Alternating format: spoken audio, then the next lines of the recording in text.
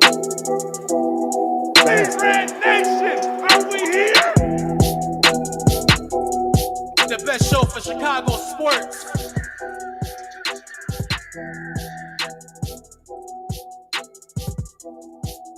Oh my God! Yeah. Y'all know why we here. We got to break down these teams, baby. We got to talk these Bulls, got to talk these Bears. On today's show, we're going to be previewing Game 2, Bulls versus the Milwaukee Bucks. What's it going to take for this Bulls team to get a dub? Also going to key in on some specific players that we're going to need to step up tonight. Also looking at the other side of the docket. What are the Bucks bringing into this game? This ain't going to be an easy one, y'all. So we got to make it happen. Red Nation in the building. At the same time, you know, we got to talk about what Ja Morant did last night. I keep telling y'all, stop playing with that boy Ja. And also, Pelicans in the upset. Devin Booker okay?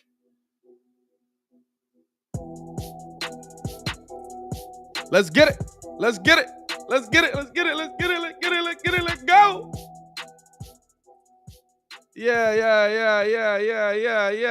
Yeah. What's good with y'all, man? It's your boy, Pat the Designer, back at it again. Appreciate y'all for tuning in and rocking with us for another episode of the Windy City Breeze Sports Talk Live. Y'all already know how we do, man. Hit that like button. Push the button. Come on. Push the button. Come on, push the button. Yeah, come on, push your button. Subscribe to the page because we do talk Chicago sports daily on this channel. It's the only channel that's talking Chicago sports, how Chicago talks. So make sure that you get in tune with us, man. How you guys feeling today, man? It's first off, playoffs, baby. Woo! It's a Bulls playoff day. I'm hyped. Let's go. Let's get it cracking. It ain't going to be easy. We got a lot going against us.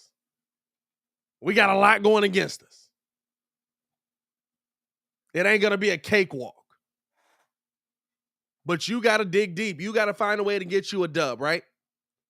You got to find a way to get you a dub. How do the Bulls come out of this thing with a dub? We're going to be breaking all that down today. Playoff days feel different, don't they, man? You wake up a little different. You strut a little different. Yeah, I'm saying you feel good. You know what I mean? I woke up this morning, playoff mode, bro. Talking about ready to go. Who's in the chat, by the way? Shout out to the chat for pulling up as always, man. If y'all ain't hit that like button, what are you doing? Steve-O's in the chat. Justin in the chat. What's good? Shay's in the chat. What's good? ID in the chat. What's good? Diego's in the chat. What's good? Shout out to the chat, man. Appreciate y'all for showing love.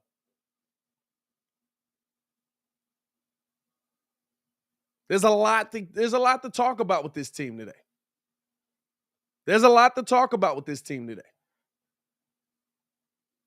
The Bulls are in a situation now where they can change everything moving forward. This game is huge. And I'll ask the chat, right? Because your boy's going dolo today. This is a Pat and the People show. I am Pat. Y'all are the people. Shout out to y'all, man. Your boy's going dolo today, 2 hours. By the way, this ain't easy.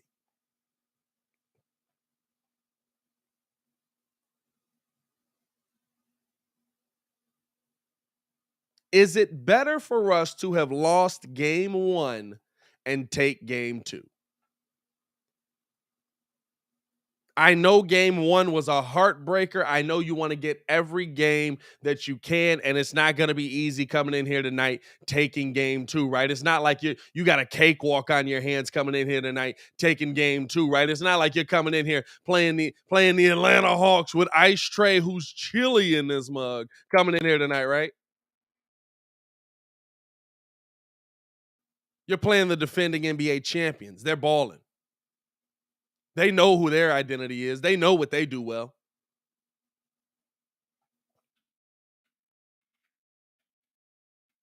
You're playing the defending NBA champions. They already know what it is, right?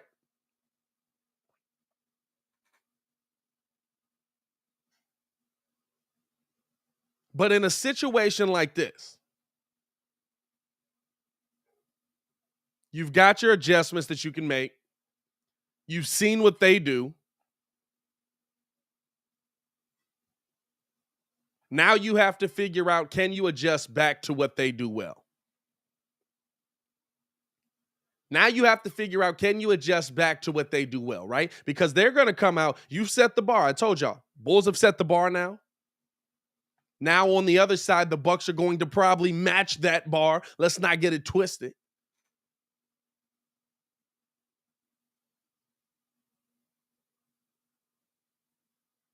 Now the question is, if they match that bar and raise the bar again, can you get to that level? Can you get to that level, right? Biggest problem the Bulls are going to have coming into this is now they know what you can do. And the concern that we have is, can the Bulls do better than what we saw?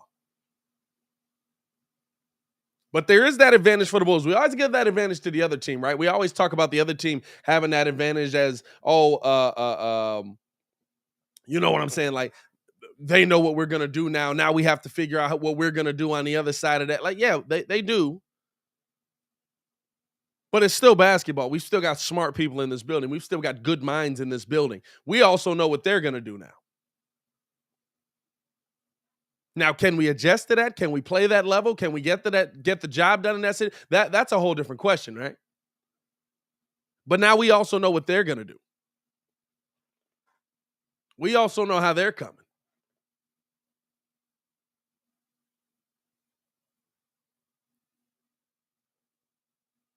And so for me, tonight is a huge night in this thing, because for me, if you take game one, say we did win game one, but in game two you come out and the Bucks kind of give you that same thing, and you're a little bit down going back to Chicago. Now, granted, you've got Chicago to bring you up. This UC vibe is going to be crazy when we get back to Chicago. Playoffs in Chicago. What are we talking about? The vibe is going to be wild out here.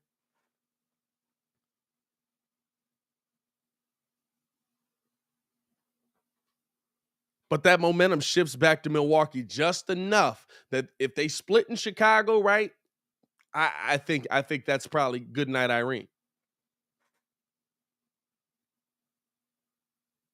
But this game too means so much, right? Because for me with the Bulls, it's mental right now.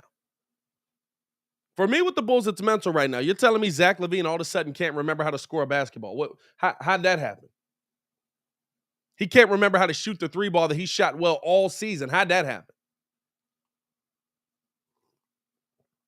Of course, a little bit of the knee. You know what I'm saying? Zach gets a lot of lift on his three-point shot. Definitely is playing a part in it.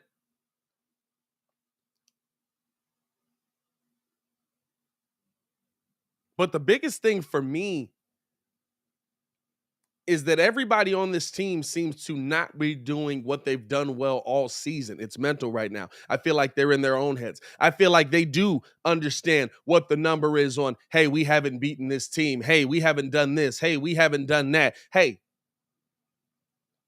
tonight's the night where you can break all those curses. Tonight's the night where you can break all of those things holding you back in your own mind, right? Where you can break you haven't beaten a good above 500 team the entire time. And if you do break that, I'm going to tell you this right now. There's talent on this team. And as weird as it is, the matchup of the Bulls and the Bucks is probably, now listen, it's not the matchup I wanted. It's not the easiest matchup. But as far as how the Bucks play defense on you, it's probably the matchup that suits the Bulls best, because the Bucks are willing to just give you three-point shots. You just got to knock them down.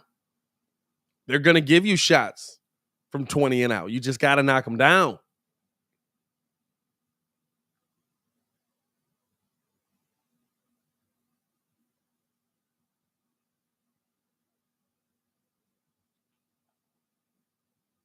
If the Bulls get a win tonight,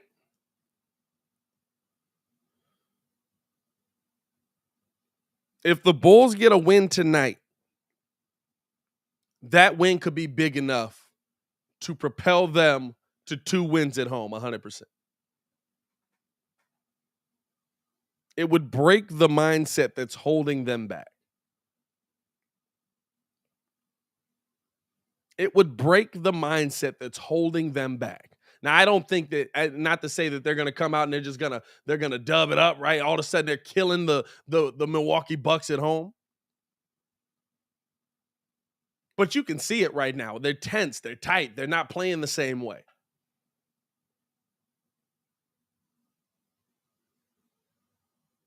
A win tonight could be enough to propel you to mentally break the shackles that are holding you back.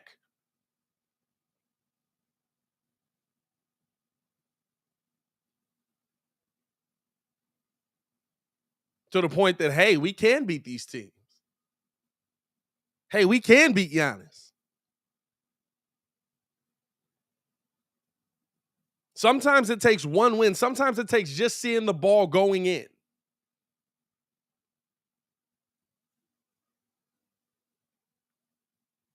Sometimes there's something about just seeing the ball start to fall for you, and all of a sudden the floodgates open, right? Remember how they were shooting earlier?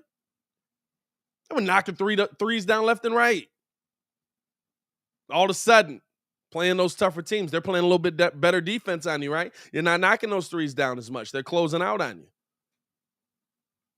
Are the Bucks closing out on us? Not really.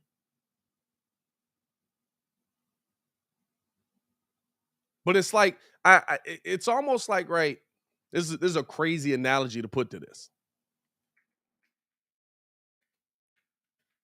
It's almost like, have y'all ever seen that thing where like how they train an elephant to stay on a rope?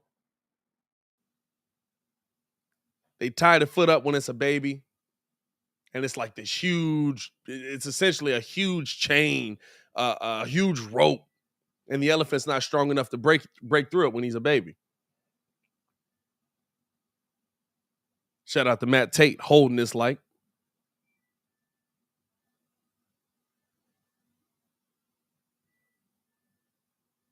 They just keep upping it and upping it and upping it as the baby gets bigger, and it's never able to break the chain. Eventually, the baby stops trying. And there's this little bitty rope on it. And it's holding back this 15-ton animal. I feel like I overestimated elephants on that one. I got to relook up the weight on that. I think they 2 tons. I don't know. 2,000 pounds? That sounds about right.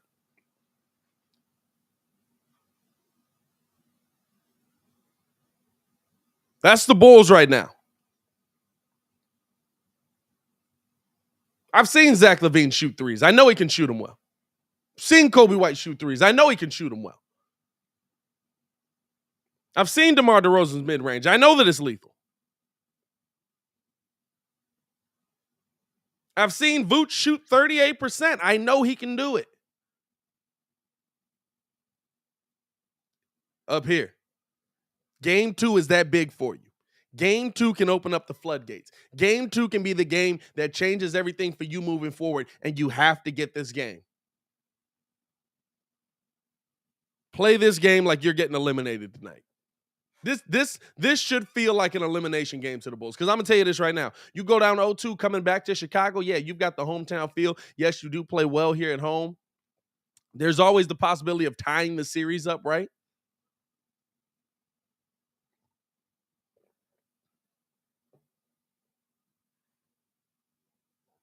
That possibility is still there, but I mean, realistically,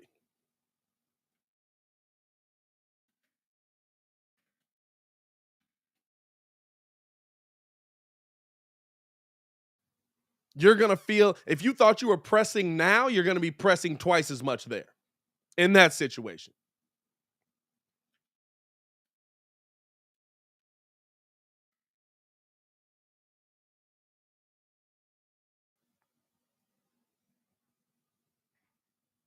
Let's get into this game, man.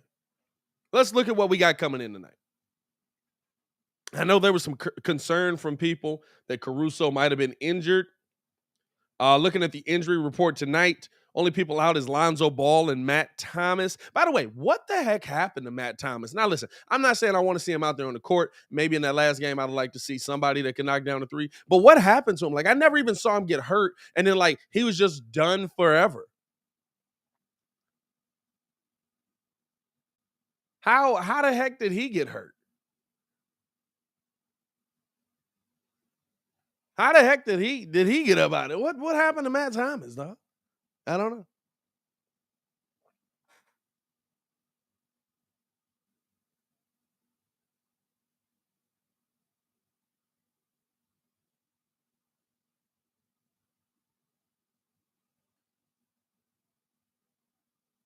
On the Bucks side, George Hill out tonight with an abdomen. Here's a big one.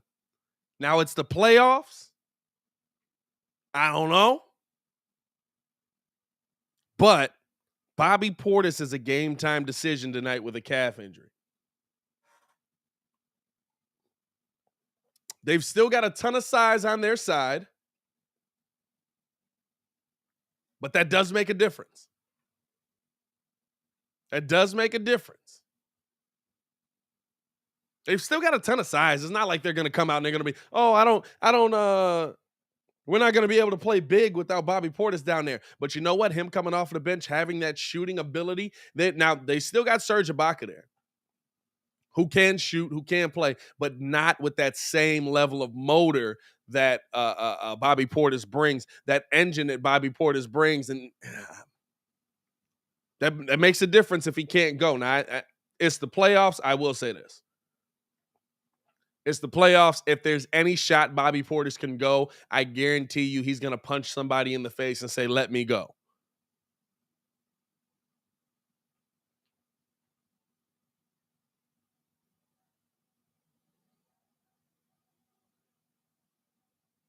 Yeah, I'm saying, like, he's not going to sit out if there's an option here. Bobby Portis is going to play. Let's not cap on that.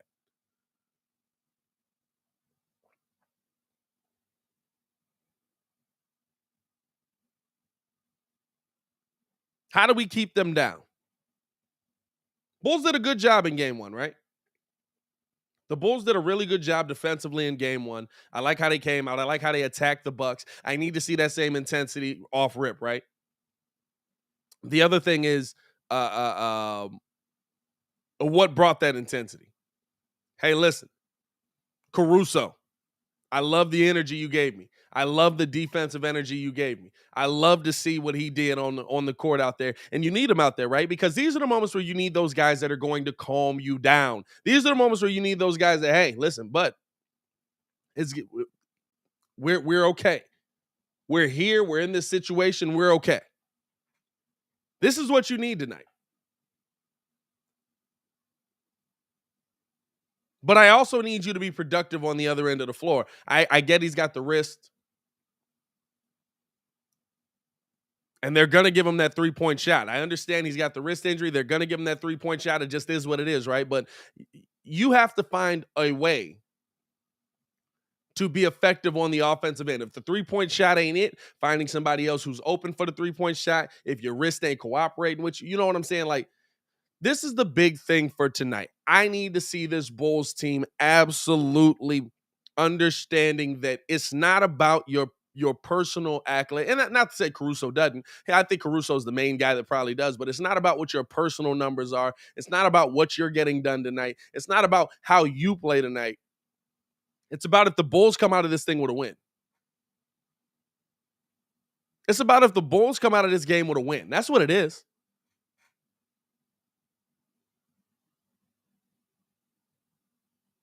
I want to see that same level of intensity on defense that we saw. Because here's the thing, right? There's some games when that last game the Bulls played versus the Milwaukee Bucks, not the playoff, the game before that, right? They just knocked down shots. They just knocked down their shots. I watched that game again. The Bulls played excellent defense. You know what happened? Chris Middleton, cash. Drew Holiday, cash. Over the hands. Didn't matter. The hands were there. It didn't matter. That could absolutely happen in a game like this. They're ready. They had that week off. Shooting was a little off in that situation. They were turning the ball over a little bit. A lot of it. Got to play those lanes. And you know what the difference was? You know what the difference was? Biggest difference. Who was playing defense? Who was being aggressive? By the way, 69 people in here, 24 likes, man. If y'all could Push the just... button. Come on. Push the button. Come on, push the button. Yeah, come on, push your button. push that like button for me, man.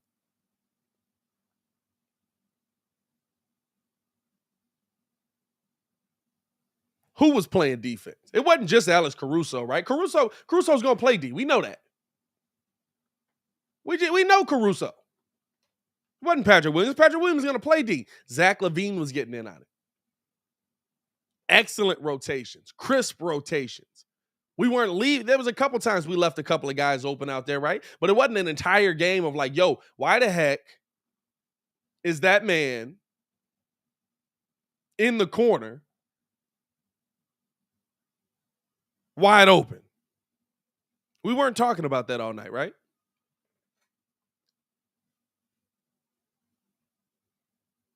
That was more of a, hey, listen, we're doing some good things here. We're rotating. We missed a couple, but it was Zach LaVine. It was DeMar DeRozan playing the lanes, getting the steals.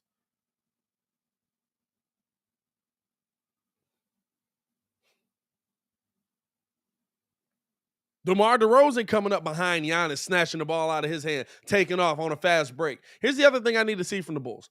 Listen, do not let them set up their half-court offense. We keep doing this. Or half-court defense, I should say. We keep doing this. We keep doing this.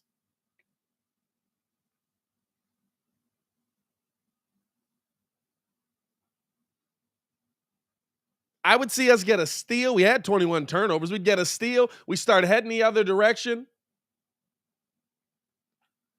And we stop. We dribble for a second. Let them get set. What the heck are we letting them get set for? They're one of the best defensive teams in the NBA. Go. You want to know when this team was most deadly? When Derrick Jones Jr. was most deadly? When Javonte Green was most deadly? When Zach LaVine was most deadly? When Lonzo Ball was snatching that mug on a steal, pushing the ball up the court super quick. Full court pass if he needed to. And you had defenses on their heels. When you got guys backpedaling, that's when, and that's why I want to see. Listen, I told y'all last time, got to see Zach LaVine being more aggressive. Told y'all yesterday on the show, you got to see Zach LaVine being more aggressive, right? Because it puts defenses on their heels. You can do so much, and there's so much action off of that. There's so much that can happen from that. It puts them out of position. But if you allow them to get set, whether Bobby Portis is playing for not, that's Giannis down there. You saw the few times the Bulls allowed him to get set and they tried to attack the bucket. What happened? Zach LaVine gets blocked. He falls to the floor. DeMar DeRozan gets blocked. He falls to the floor.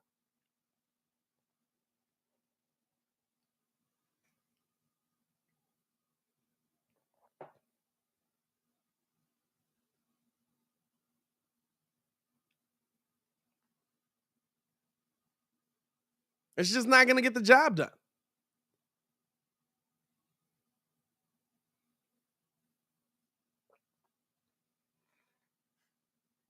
I need to see more from this team as a whole. I need to see more from of course, from DeMar DeRozan, from Zach LaVine. Honestly, more from Vooch.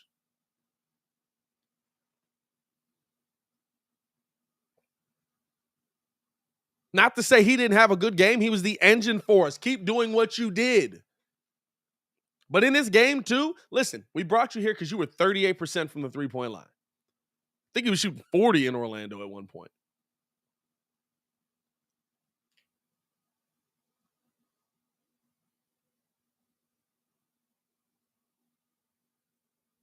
You got to be able to knock down that shot. I'm sorry. They're giving it to you. They're handing it to you. And I know there's a lot of people that sit there and they're like, Vooch, hey, why are you shooting that like that, bro?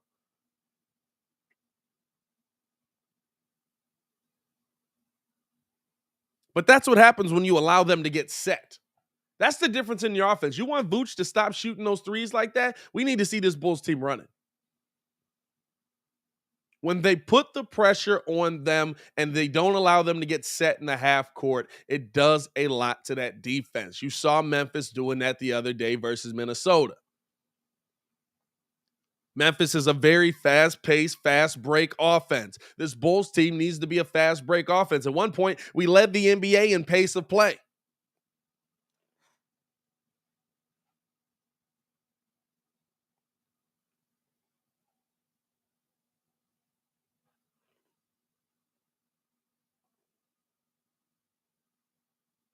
Now, I'm not saying Vooch shouldn't be out there taking threes. I'm not saying Zach shouldn't be out there taking threes. I'm not saying that Kobe shouldn't be out there taking threes. But you know what? When you snatch that ball off the board and you take off the other way, it forces them to have to run with you.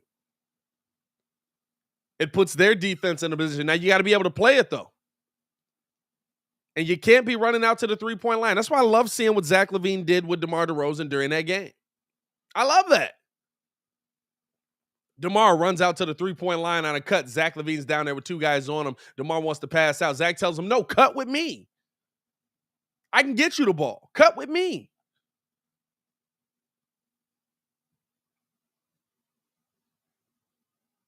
Tonight is Zach's night.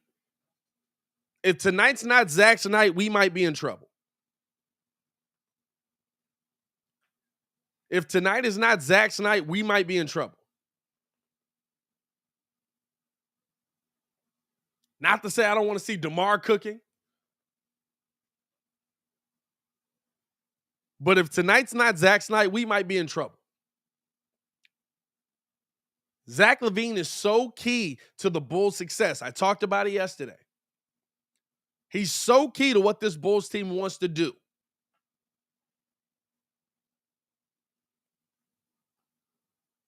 Because what he does well, the Bucks allow.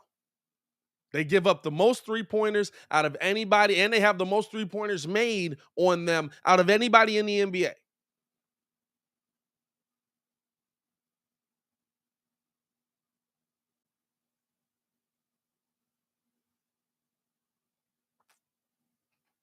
You got to be that guy tonight. And here's the thing I don't want to see. I don't want to see Zach LaVine trying to let everybody else get going because he knows he can get it going later. No, you go. I told y'all, playoffs is where your name is made. I told y'all on Locked On, I've told y'all on here. Playoffs is where your name is made.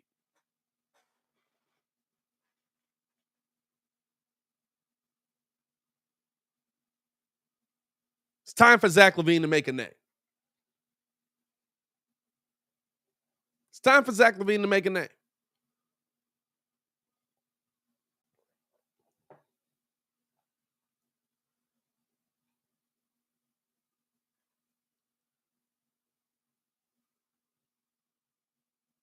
And I get the reason behind it, right? Hey, listen, I know I can get myself going. But for us to win, we need Vooch to get going.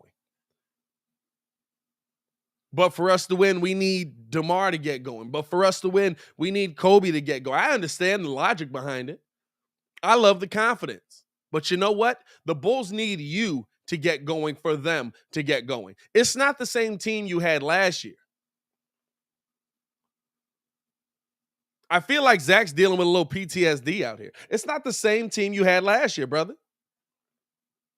It's not.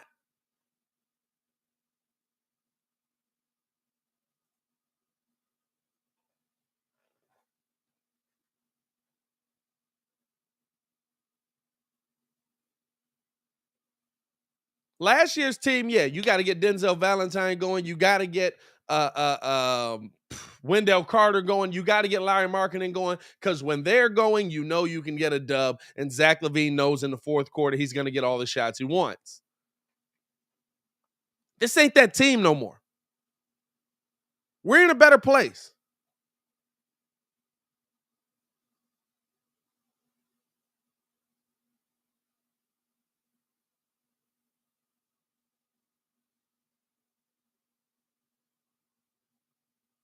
You could be aggressive to start the game off. You know why? Because you're not the only scorer on this team anymore. You got to prove tonight. This is your time to prove tonight. And I'll tell you this right now. You get a win tonight, you build that confidence, you build that mentality up going into game 3, coming into UC, you got it rocking. Nobody else got it rocking. Zach LaVine got it rocking.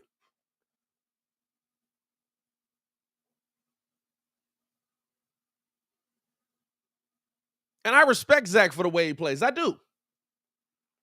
I respect Zach for saying, hey, listen, what's going to get me a dub?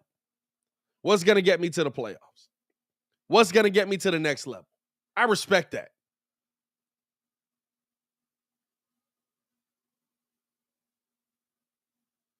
But it's not going to work versus the world champion. The Milwaukee Bucks play too well on the defensive end when you allow them to set up. They have too much length. Yeah, they're going to give up the three. Guess what? We shot 19% in the first game. Whether we shoot better than that or not, they're probably going to shoot better than that as well. Even if you've got hands in their face. Like, listen, I would love to tell you coming into the night that I think the Bulls defense is going to be too suffocating for the Milwaukee Bucks to deal with. I would love to tell you that. But is that the reality of the situation? I've seen the Bulls play suffocating defense and the Bucks be able to knock it down. Chris Mid is mid. For what reason? Because some games he's great, some games he's mid. You never know what you're going to get. Guess what? You got your mid game in game one. I don't expect him to have that same game here in game two.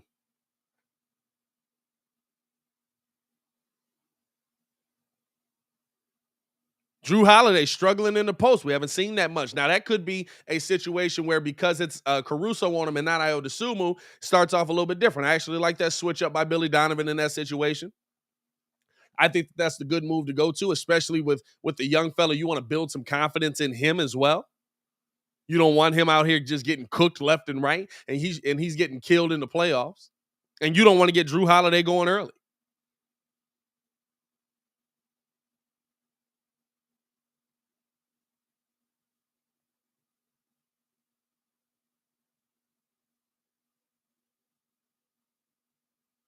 Nothing changed. This thing starts at the defensive end.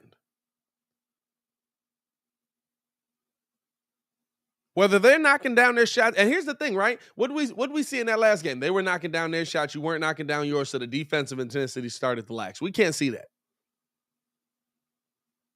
You're not good enough to see that. We're not to that point where we can see that. Oh, we got to take a little bit off on the defense so that we can get it going on the offensive end. No, you got to keep that intensity up. Because if they beat you and you got a hand in their face and they shoot at 60+%, guess what? That means they're the better team.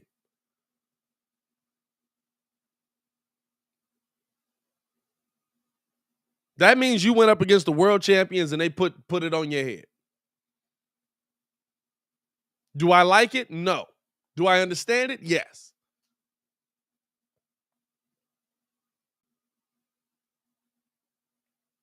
This game starts on the defensive end. I don't know if you can replicate 20+ turnovers again. I don't think the Bucks will come out that sloppy in this second game. I just don't. I feel like the Bulls got a lot of opportunities, and we did see the Bucks kind of dribbling it off their legs a little bit, but the Bulls did an excellent job playing the passing lanes. Here's the thing. If you can get 15+, if you can get around 15 turnovers out of this Bucks team and keep yours low, we're moving in the right direction. I feel good about that. I feel good about our chances in this game.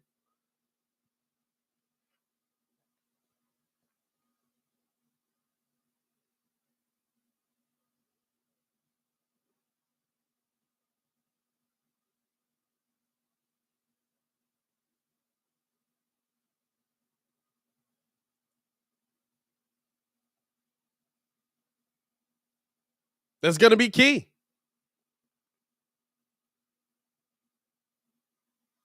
And the biggest part that we didn't do, that we need to do, you got to capitalize off of them.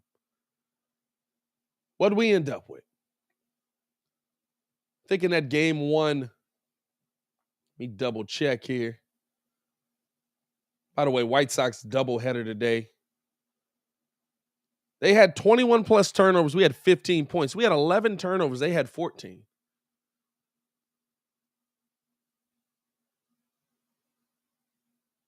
$21 turnovers. You got to capitalize off of that.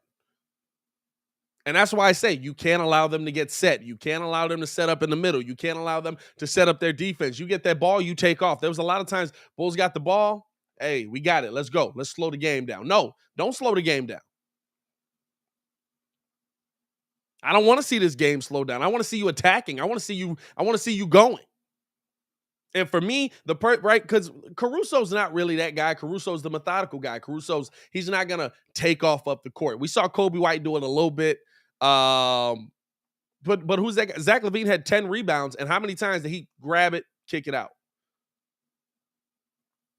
I love what you did on the boards in that game, Zach. Take that mug. Don't pass it to Io. Don't pass it to Caruso. Don't pass it to Deebo. Take that mug. That's an opportunity for you to put the Bucks defense on their heels. That's an opportunity for you to get the Bucks defense going the wrong way. Take that mug. Let's go. Let's keep it cracking, man.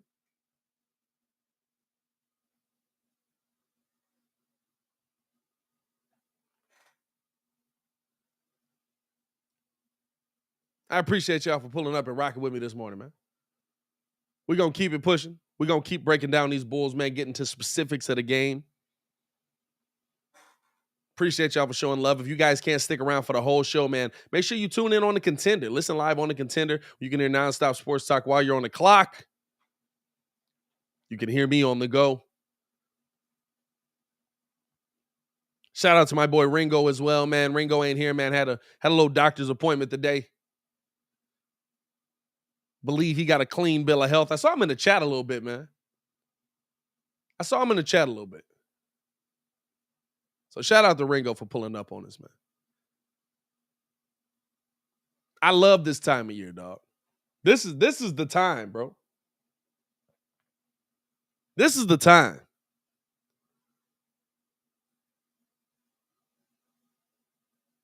There's so much going on around the NBA.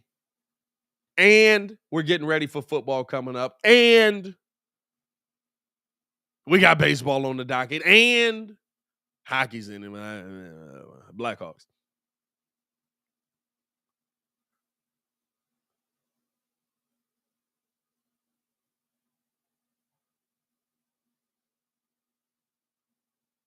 But we got a ton of content coming y'all way, man. I was up last night till 4 a.m. editing, recording. So we got a couple videos. We should have, we got 3 videos, I think, coming y'all way today. By the way, hey, you know what? Quick detour. Because y'all keep sending me these guys and keep sending them to me, please. Send them to me on Twitter. The guys you want me to look at for draft breakdown. I'm going to tell you this right now. I'm not going to tell y'all who it is.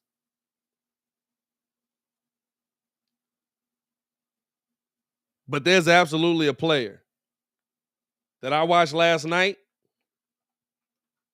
that, boy, if the Bears got a chance to take him in the second round, if he fall that far,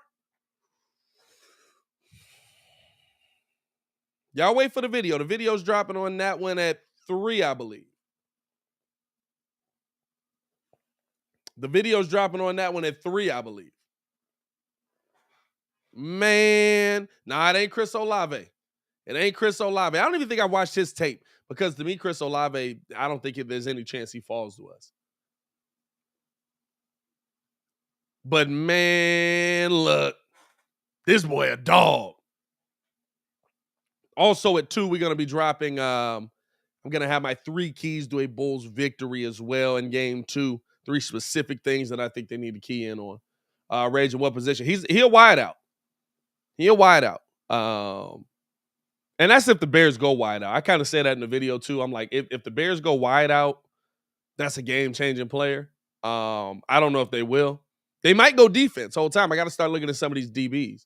I had somebody on Twitter send me a couple of DBs, so I got to check them out as well, man. So we're gonna have a lot of content coming y'all way, man. I'm trying to get back up to the point where I'm posting like 3 videos a day.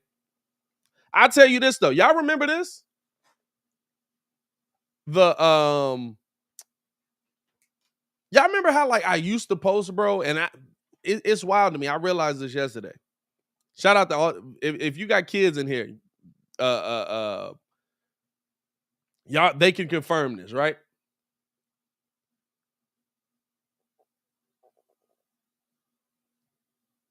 I used to go to work at 6 a.m., which meant I had to be up at 5. And I was doing this show.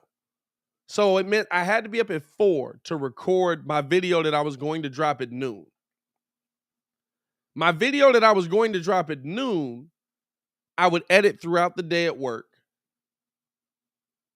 And then on the other side of it, I would come home, I would record a video if we didn't have a Bulls game that night. And then if we had a Bulls game, I would record it. No, I would record a video even if we had a Bulls game that night. If we didn't have a Bulls game that night, I would record another video. I used to drop 3 videos a day. We was killing it on the content. Hey, Raging, that's a fact. I was exhausted, right? But this is what's wild. Since I've had my daughter, bro, it's hard to drop 2 videos, including the daily one. I'm working more than I was doing a full-time job just trying to be home and raise my daughter.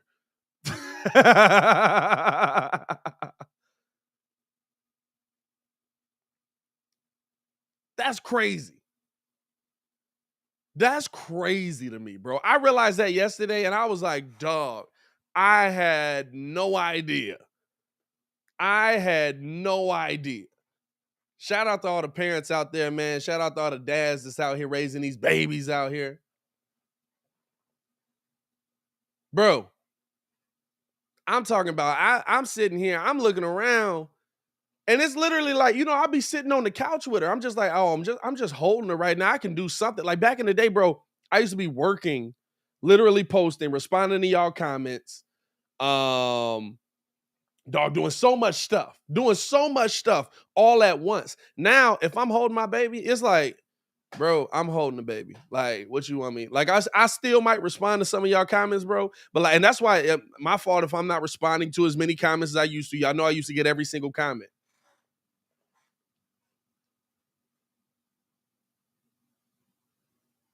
But dog, like that, I ain't realized nothing.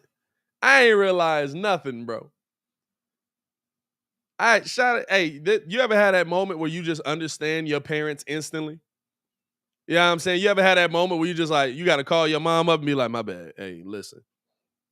Remember that time I was on the roof in the 4th grade and you was like, why you on the roof? And you had to come home from work? That's my bad.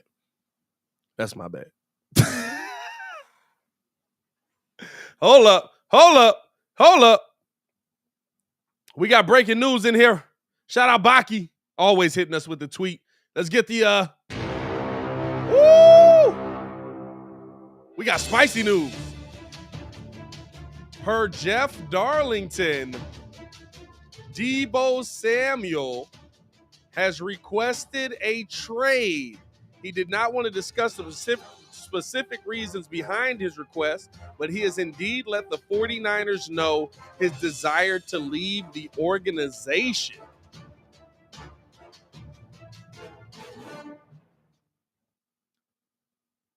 Hey, Bears, y'all get up on that.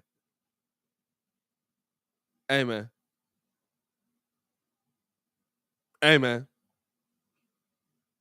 That's crazy. What happened? Who's racist? The only time something like this happened, bro, is when you find out 10 years later down the line, bro, somebody done hit him with an N-word. Dog, come on, bro. What's going on at the 49ers, bro? Now, here's the thing. I say get on that. We have nothing to get on it with. That's the problem, dog. Shout out to you, Ryan Pace.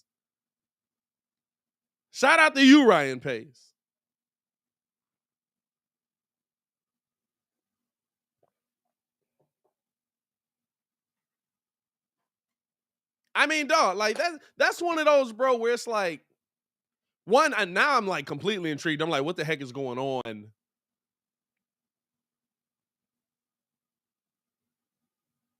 That's the last tweet too. Now I'm completely intrigued here. Shout out, okay, Ian Rappaport on top of it as well. He quoted the tweet here. He says the trade request came in more than a week ago, and the 49ers have been aware of Deebo's feelings for a while. This is why there have been no talks. Hey, Rap be cracking me up, bro. Rap be cracking me up. Rap be Hey, Rappaport be tweeting these like he'll quote another reporter's tweet just to throw in his little dig on it and be like, oh, by the way, I knew this already. I just didn't even put it out there. I ain't had nothing to do with it. I ain't had nothing to do with it. You know what I'm saying? I knew this already. I knew this. I wasn't worried about it. Yeah, you know what I mean?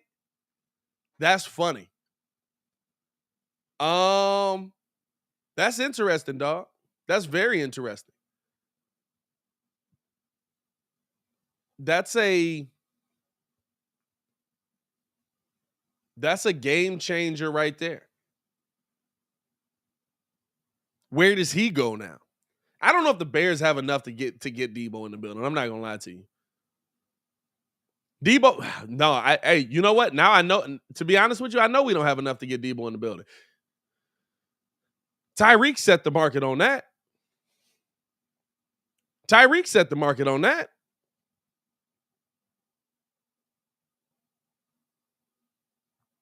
Not to say that Deebo's the same level as Tyreek, but like top wide receivers.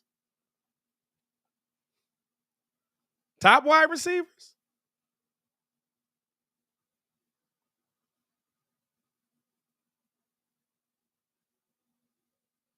That's pretty crazy.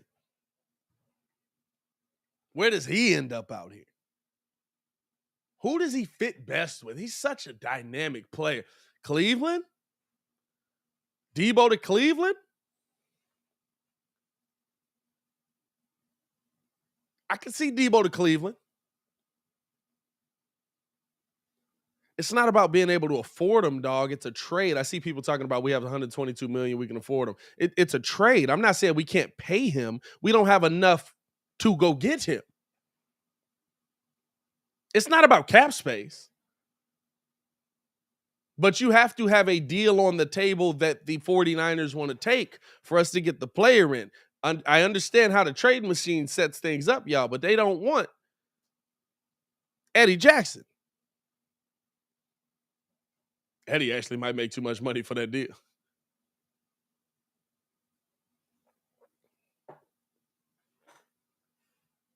Like, I'm here for it, right? I'm here for it if we get him on next season, right? Because it's the last year of his contract.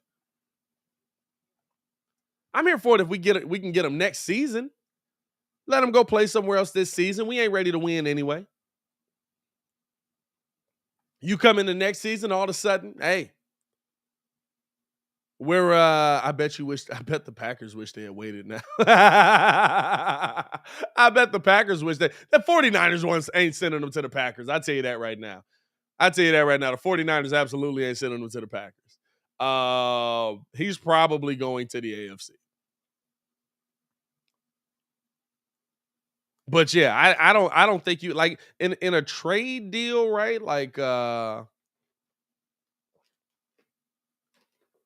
I don't want to, you know what? I don't want to trade draft capital for him anymore. I don't want to get rid of draft capital for guys like that no more. Right? Like that's one of those where like that in the NFL is different. And I get that the recent teams have kind of won by making a big splash trade, but the NFL is so different from the NBA.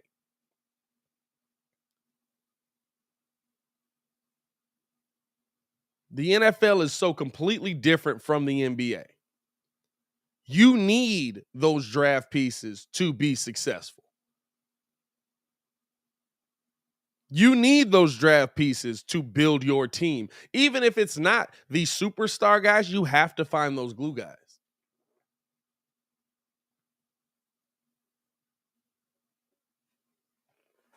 Baki with the update as always. Shout out to Baki. I'm done giving credit to these to the reporters that's actually tweeting this stuff out. I'm more so giving credit to Baki because Baki be on top of it for the show. Shout out Baki. Latest tweet from Baki per Ian Rappaport. Money is not the root of the issue for Deebo Samuel. Otherwise, that could be fixed with a big offer. But there are also issues with how he was used. So maybe he don't like playing the double role. Maybe he don't like playing the running back and wide out role. Interesting. Very interesting in that sense, right? Because every team that's, I mean, be honest, like if you go get Deebo Samuel, you want Deebo Samuel for the way they used him, right? Like, what does he want? Does he just want to be a wideout?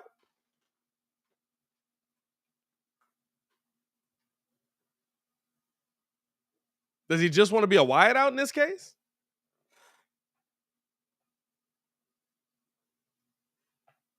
Or does he just want to be a running back?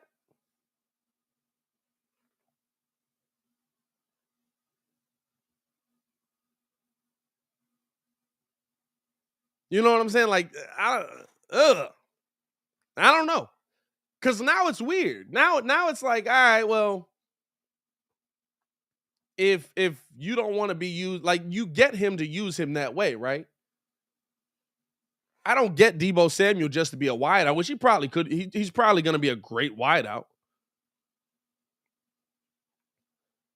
The most hilarious thing would be if like the Rams get him, right?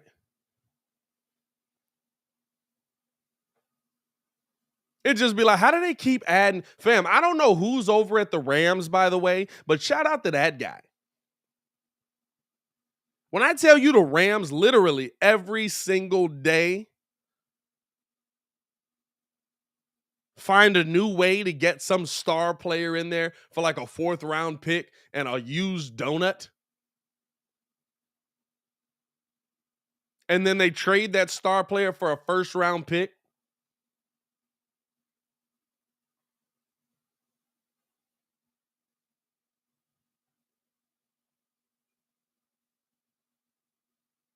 I don't know how that must be working, dog. But shout out to them, man. Let's keep it pushing, man. That's crazy. That's crazy news. It's crazy, but now it's like, dog, why would I trade for you if I'm not gonna be, you know what though? I say this. If we being real, right? What's better for his career? That's probably what it is. What's better for his career? Because all that running back stuff, listen, all that running back stuff ain't good for your career. I don't care what nobody say. You get beat the heck up, you're not the same player in 5 years.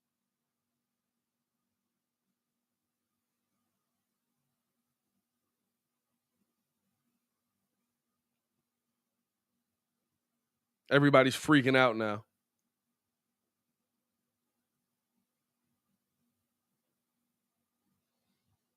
Everybody on Twitter's freaking out now. Deebo, what's out? Oh, God. What are we going to do?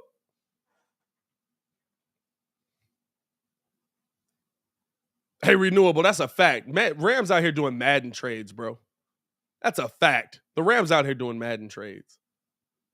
It's always wild, too, bro. It's like, how do you even pull this off? How do you make, what team works best with him? What team works best with him?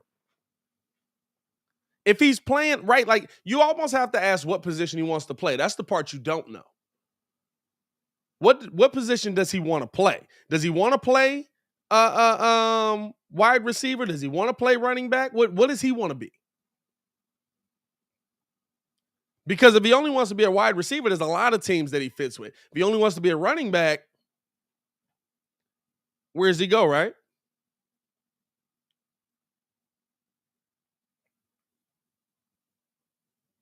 And I guess you got that running back that you can put out wide if you're playing 5 wide, you know what I'm saying? But, man, what's going on at the Niners, dog? Everybody want out of there.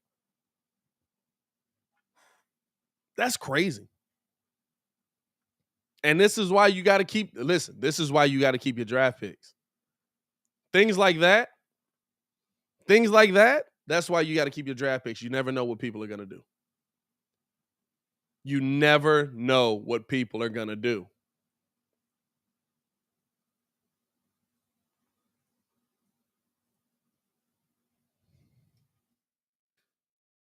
And when all of a sudden you're like, hey, where'd my wide receiver go? He doesn't want to be here anymore. Yeah, you can get picks back. But is it going to be that same value? You know what I'm saying? Are you going to be able to find that same value of player? I guess the good thing is, right, like if you're going to trade Deebo, this is the best draft to trade him. And the problem is now for the Bears, this is what changes things for the Bears before we get back into some NBA. This is what changes things for the Bears in this situation. Now,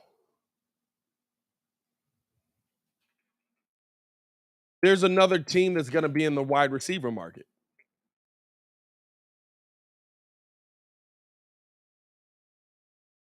And that's the part that hurts you. You didn't think San Francisco was going to be in that receiver market this upcoming offseason. Unless they get a receiver back, but I'm assuming you're probably giving it for picks.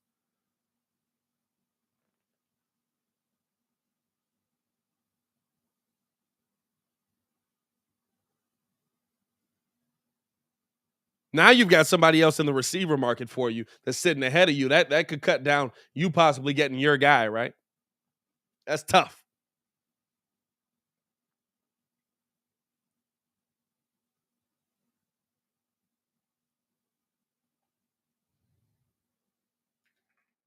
Because, man, I'm telling y'all, if this, bro, be tuned in at 3. We got a bunch of content. I got a video dropping at 2. I got a video dropping at 3.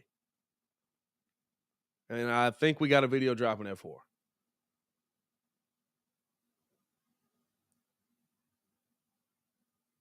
I'm telling y'all, if this receiver drops to us, game changer, bro. Whole different level. Let's keep it pushing, though, man. Let's keep it going. Let's get back into some NBA, man. Because while the Deebo news is crazy, it's playoffs, baby. Woo!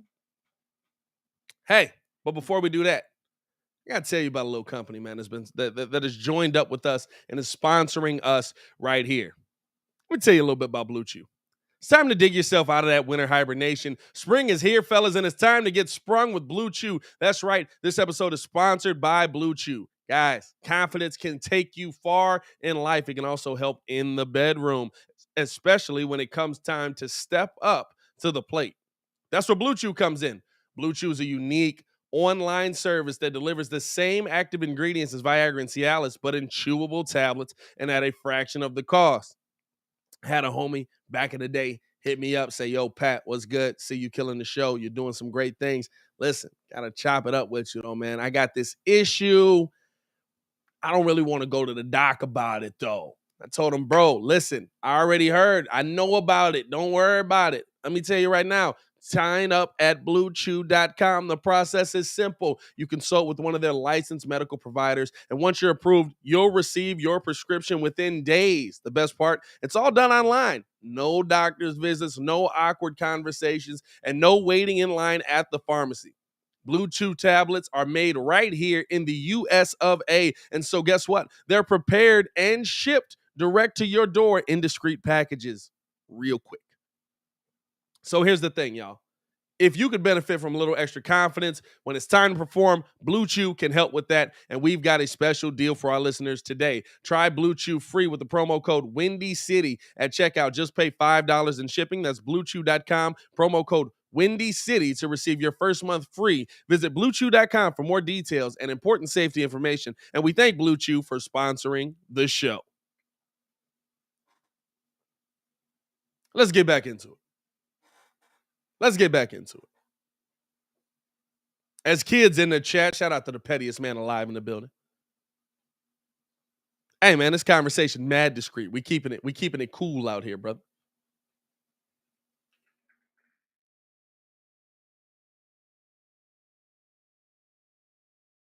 NBA, what we saw in the playoffs last night.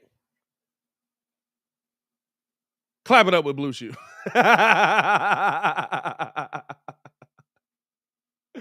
Hey, you wildin', dog. That's hilarious. Saw some dope basketball last night, right? Me and Kid were going at it. Dog, this is the thing, right? When me and Kid get on opposite ends of a debate, There's logic still there, but it's more so just talking as much trash as possible. It's more so just talking as much trash as possible. It gets aggressive when me and Kid are on opposite ends of the debate. Right?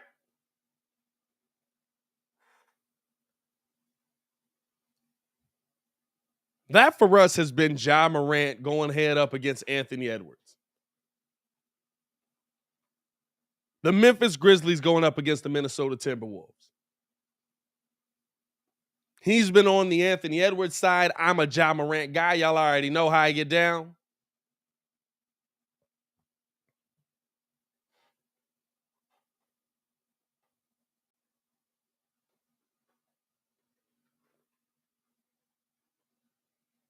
And in last night's game, Memphis absolutely went to work on the Minnesota Timberwolves. In last night's game, dog, it really showed me, and at least for me, right? It really showed me that one, Anthony Edwards is really good even on a bad night.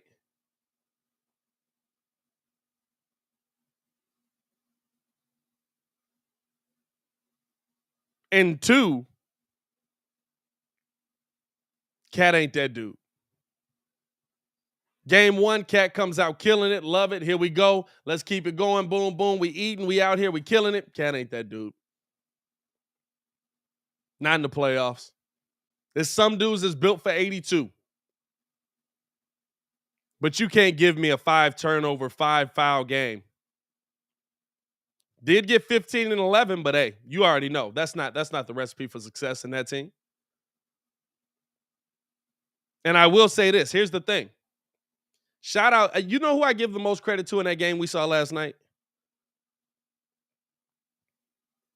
Steven Adams. Not for anything he did on the court, but for the fact that he's like, hey, look, this ain't my game. Y'all gotta make a whole new, not a whole new thing, but like, I know I've been playing this. I know I was supposed to be on him. I can't keep up with him.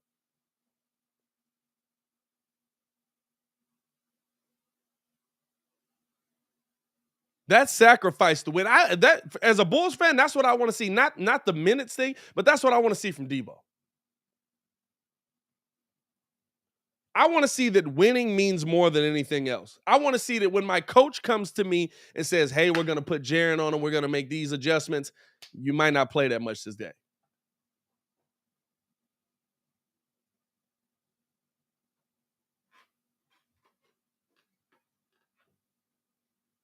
When an adjustment comes that doesn't put you at the focal point of being in the game,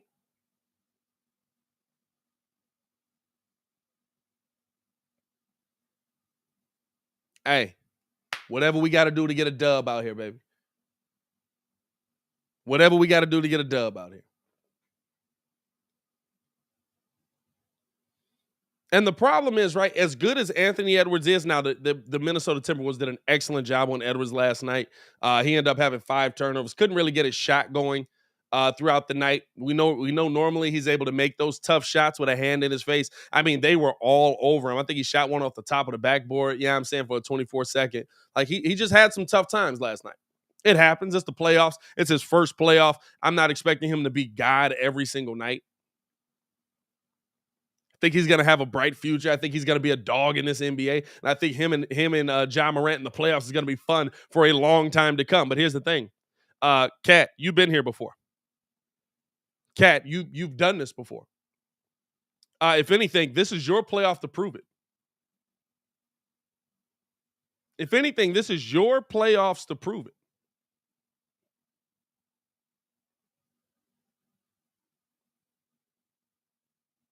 And the thing is, right, like if we could say, like it's a difference, right, when you can say,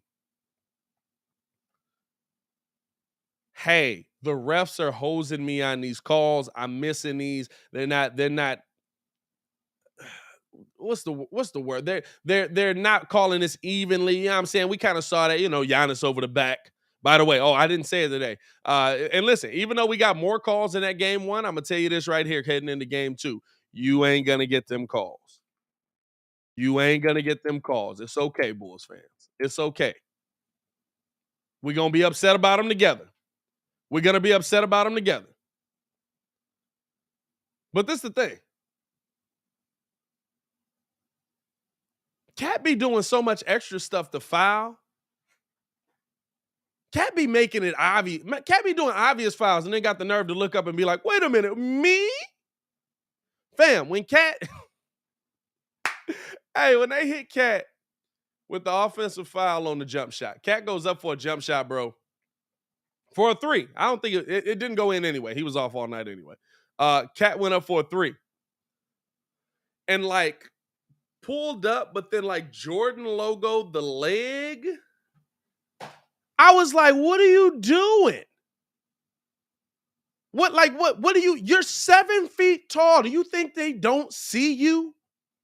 Do you think they don't see this gigantic leg coming out to the side as you trip somebody trying to draw a foul? You're not Reggie Miller, brother. They took that rule away already. And by the way, you're the biggest dude on the court. There's a couple things with Cat's game that like last night, I feel like there was a lot of just mental mistakes on Cat. But there's a couple things with Cat's game where like you kind of feel like if he doesn't tweak his game, he's never going to be able to get there. Like when he drives to the bucket and absolutely just plows through people. Like we see Giannis do that as well. But for me, the difference between Giannis is Giannis has the ball here, right? When he's going through. So the whole time, if you're hitting him, he's in his shooting motion. If you're smacking down, he's in his shooting motion. With Cat tuck that mug like he a running back and try to, and then be surprised when they call an offensive foul on him. It like blows my mind. It blows my mind every time I see it, man. And then once they start, it's almost like once they start piling up, right? He's not able to stop. And he's the key. You saw in game one. Cat is the key to their success. In game one, Cat absolutely went ballistic. Now, granted, they had Steven Adams guarding him. I told y'all, by the way, must be like, Pat, you don't know what you talk about. Hey, yeah, I'm finna toot my own horn. They be like, Pat, you don't know what you talk about. You don't watch NBA like that. You don't watch basketball like that. You don't know how basketball works. Yeah, all right. Let's have this conversation. What I say the first thing? The dumbest thing you can do is play Steven Adams on him in the corner. I'd have had Jaren on him, and I'd have had Steven Adams under the bucket.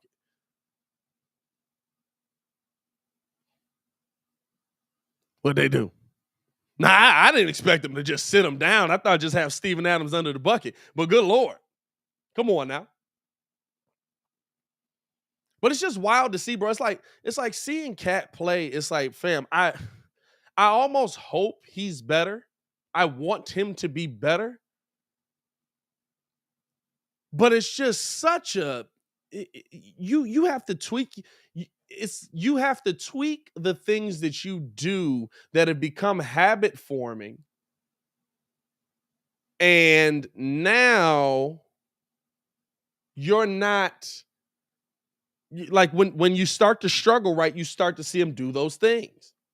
It's like I said with the Bulls. The things you do, you fall back on. The things that you become repetitive with, you fall back on. Hey, I want the Bulls to knock down shots. I want them to have ball movement. They're starting to struggle a little bit. What do? ISO ball. Wow, that's not going to work.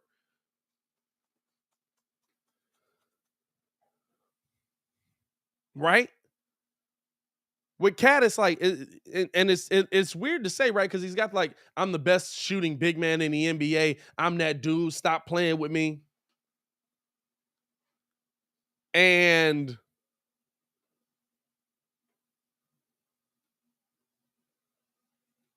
instead of like being the shooting big man that's cashing it in Muggs' face that we've seen all season, when he gets into these moments, he wants to prove that he's like too tough for you. Like he hears the, hey, he's Charmin, he's too soft. He's like he hears the comments. And so his goal is to prove that he's tougher than you. So what's he do with that? I'm going to run through you.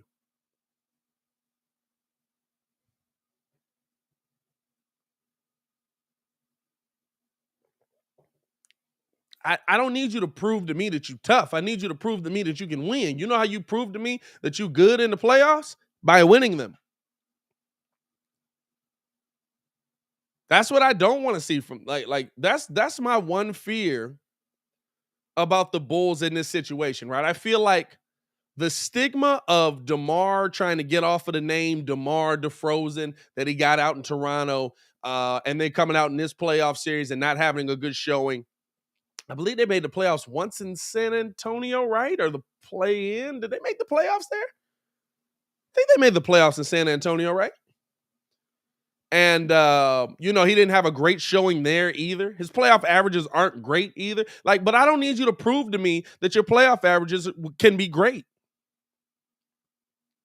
I need you to prove to me that you can win.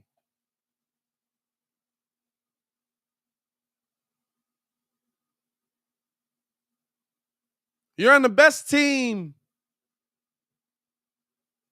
you've probably ever played on.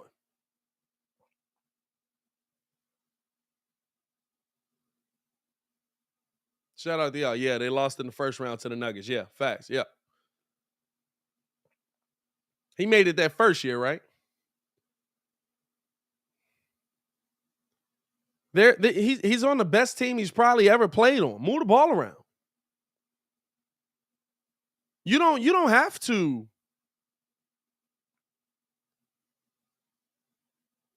prove that whatever stigma's on you isn't true if you win.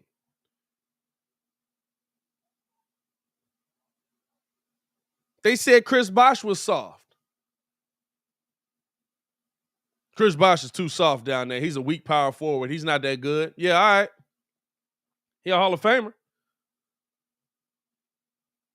He got them rings. And guess what? When they thought he was done and he was too soft, Chris Bosh came back and absolutely them numbers went right back up.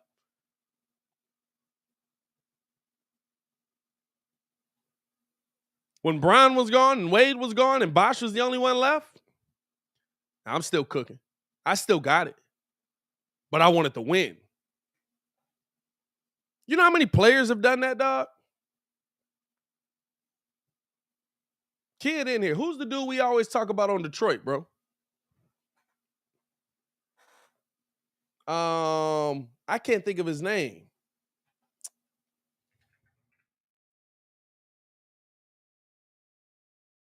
He was somebody that absolutely was a bucket.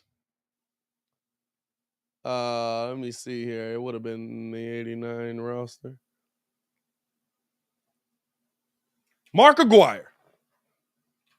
Bro, y'all want to know Mark Aguirre numbers?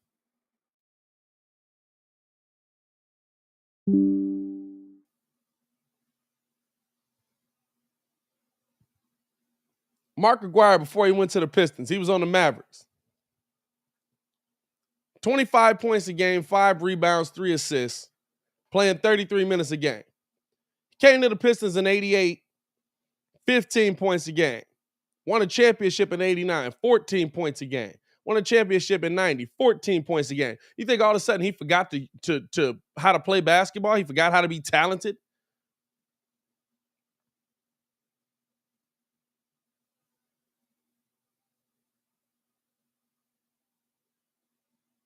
Think all of a sudden he couldn't play? No, he wanted to win. When you want to win, sometimes you got to make sacrifices. And that don't mean the whole time. It don't mean you can't have your moment. Deebo probably will have a moment in these playoffs, but you know what? That moment needs to be in line with a win.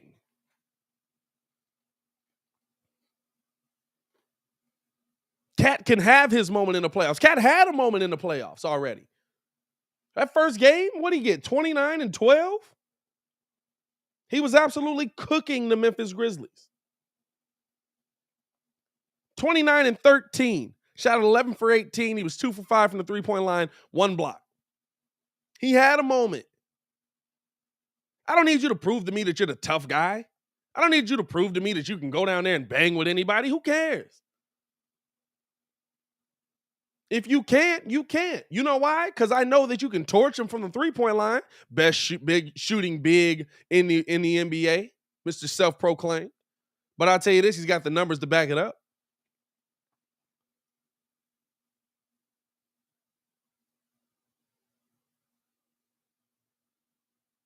The playoffs ain't about everybody being great every single time. LeBron James won a championship in Cleveland. Kyrie Irving had his moment.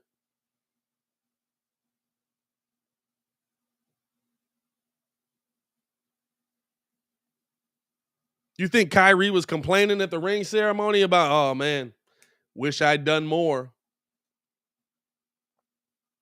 He got to cook as well because he was in that position to do it. It's about getting yourself in the position to do it and not to the detriment of the team.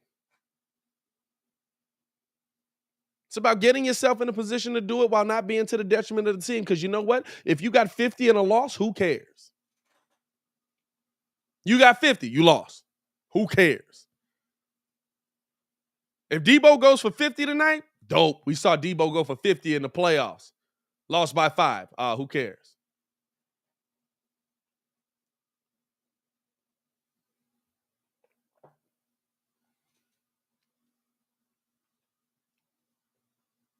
You know what I'm saying? We passed that point in your career. The losing crazy scoring games, right? DeMar DeRozan is kind of there. Or not DeMar DeRozan. Zach LaVine is kind of there, right? Like if Zach LaVine snap off tonight and the Bulls lose just because the team is better, we feel good about that. Why? Because Zach LaVine's going to be here for another 5-10 years. Hopefully.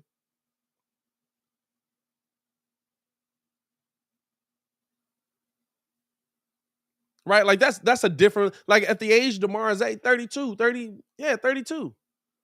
Hey, brother, you here for a good time, not a long time. You know,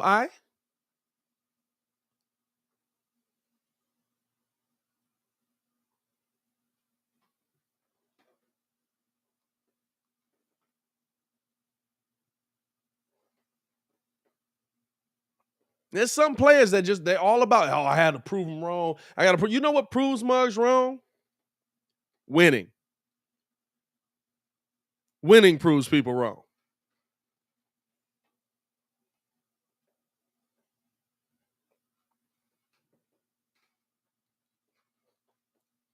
You know what the biggest stigma on DeMar DeRozan is? Can't get it done in the ECF to get to the finals. Guess what? If you don't get through this round, you ain't going to get to the ECF.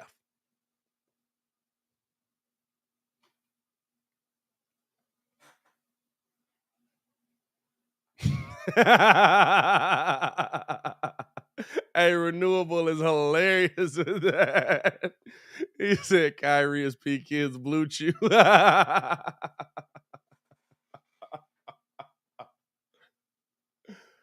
Hey, that's funny. Oh, that's hilarious, bro.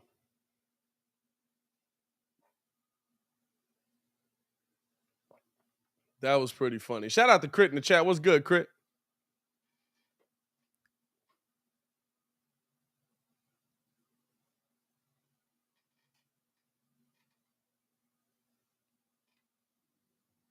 I got the DeMar DeRozan. Hey, y'all can tell I'm Chicago till I die. I got the DeMar DeRozan from Cat. How I do that? How the heck I get there, man? Hey, but listen. The player we really got to talk about in that whole thing. The player we really got to talk about in that whole thing. Come on now. Stop playing with my boy. Stop playing with my boy. That boy Ja Morant is a problem. And I don't care what nobody say.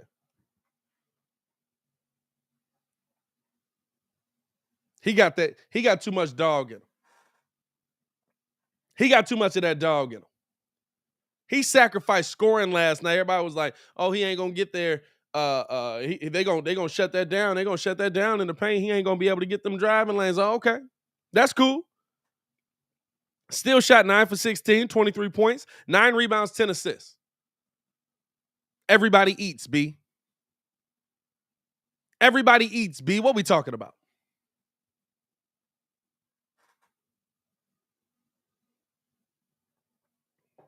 Ja Morant is that dude, bro. And it's such a encouraging thing to see him coming up the way he is. I'm seeing people talking about he shouldn't have got 6th man of the year, or he shouldn't have got most improved player. Have y'all seen what he did? That was J-Mart. Shout out J-Mart if you in here, man. He was like, Jordan Poole should have got most improved player. Are you crazy right now? No disrespect to Jordan Poole. He's balling this season. He absolutely improved his game. I salute you, my brother. I went Stephen A. Smith on that. It really is all love to him.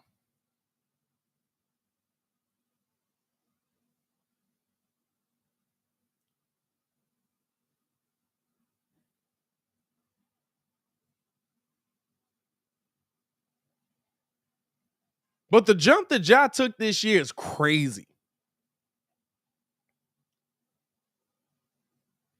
Let me pull this up here. And it's not just the talent, it's the talent with the IQ.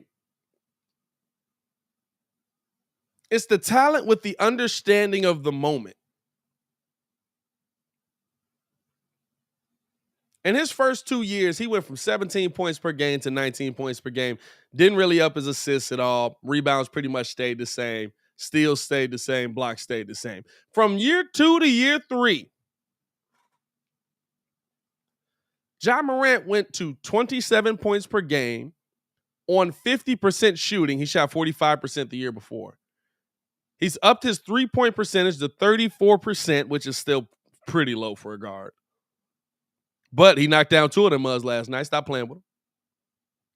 He's up to 6 rebounds a game, 7 assists a game, 1.2 steals per game, and the blocks are about the same.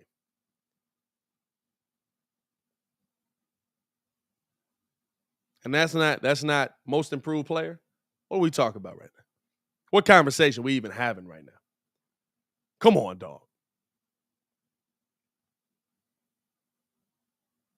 And the crazy part is, listen, I fully believe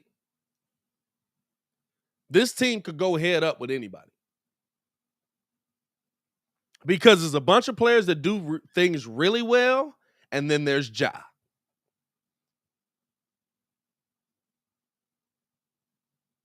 There's a bunch of players that do things really well, and then there's Ja. I.e. the Denver Nuggets, but with Ja.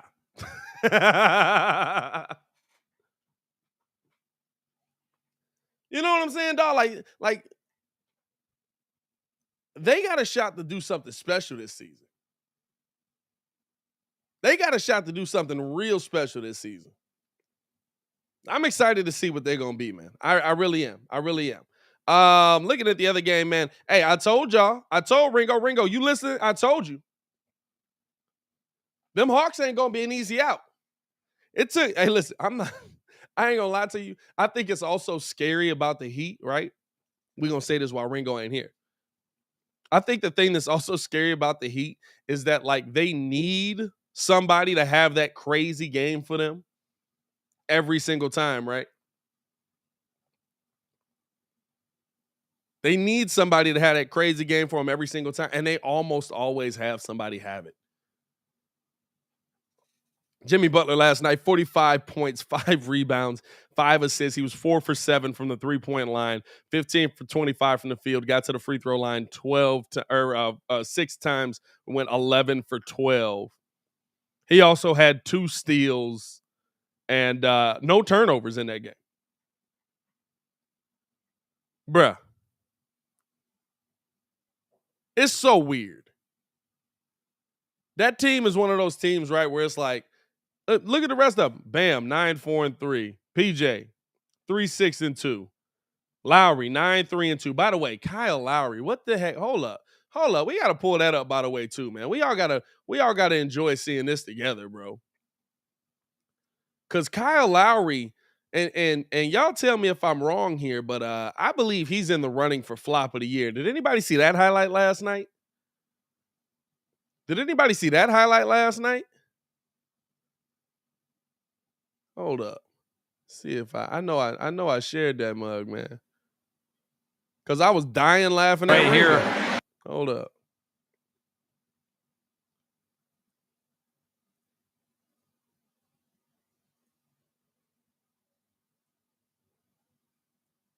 Contact between the two. Def in the running for Right flop here. of the year. What is that? Lowry trying to tie What is him up. that? Hunter trying to hold him off, and it just can. Keep your What eye is on that? Lowry here as he comes up, runs right into Hunter, gives him a shot.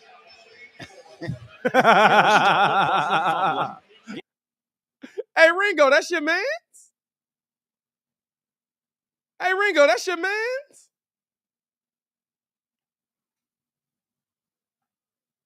That's your guy? That's who you rolling into the playoffs with, dog?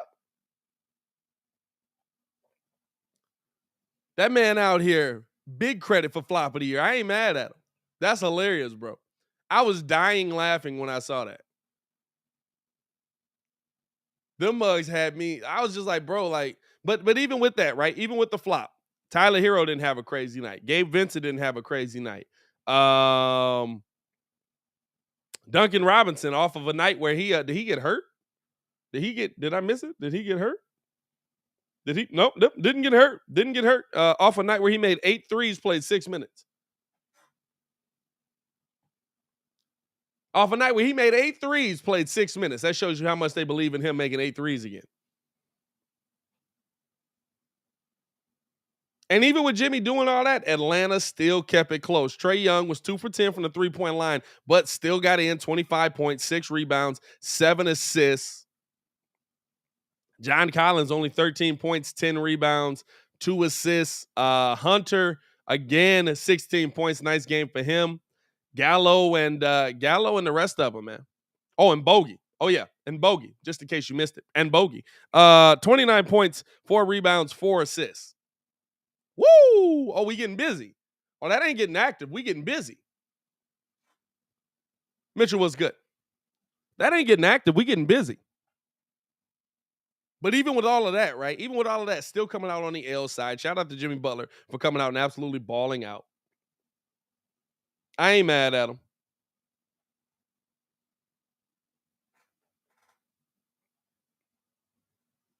I ain't mad at him. But I will say this. Can you keep getting those moments? Jimmy Butler's a guy that absolutely can score a lot of points. He is. I'm not going to take it away from him. I'm not going to say that Jimmy Butler can't come out and score. I think he focuses more on the defensive end. And so that's why you don't see him score nearly as much, right? But when he needs to, he can.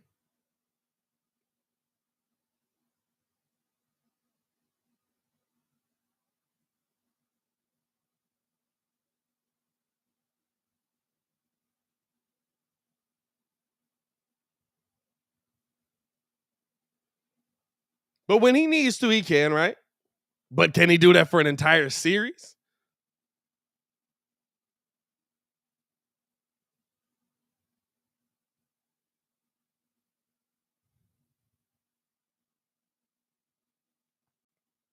That's pretty crazy. I don't see that. I don't see that. But you know what? The Hawks gave you their best shot. And you couldn't overcome it. And they couldn't overcome it. That one might be done. That series might be done. I thought the Hawks would fight. I said I'd give them 5. I think I said I'd give them a tough 5. But that series might be done. Here's the interesting one, right? And it's interesting for one reason. Last night, well, more than one reason, but last night, right? That Suns-Pelicans matchup. Pelicans come out ahead 125-114. But that game was close. All until Devin Booker goes down.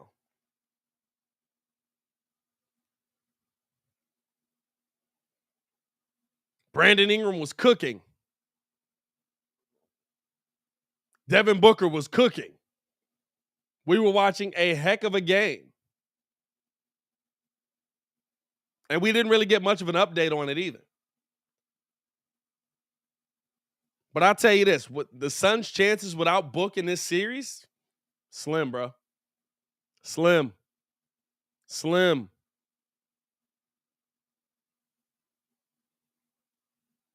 Because here's the thing, they have talent on this team.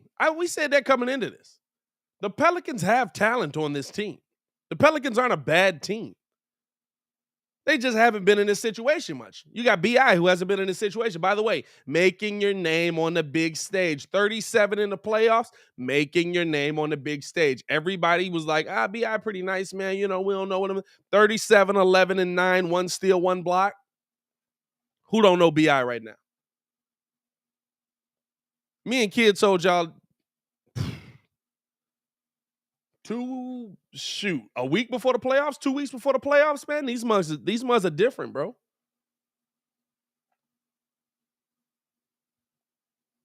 And I told y'all coming in, this ain't Zion Town no more. They might as well trade him.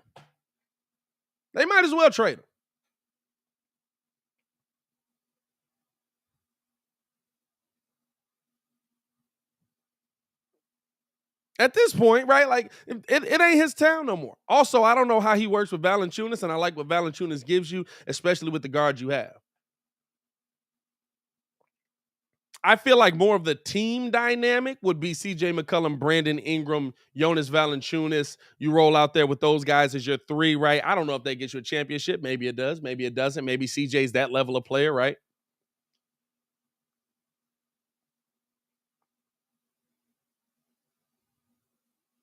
But it's all about how this team comes out at this moment right now, right? And consistently matches up.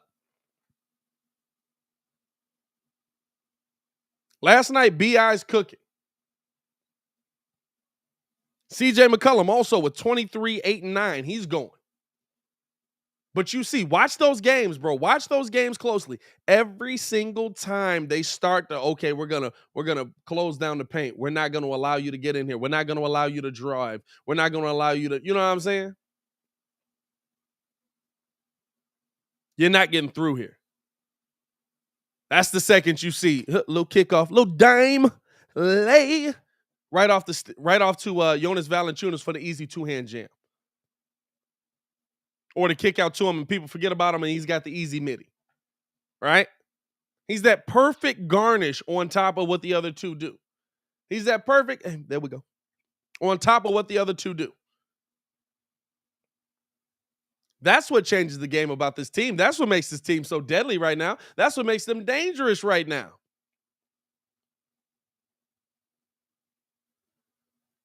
And I don't know if it's because of the contract situation that's looming, because he's not going to get paid. I don't know what it is, right?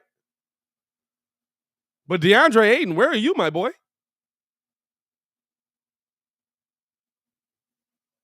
33 minutes, 10 points, 9 rebounds.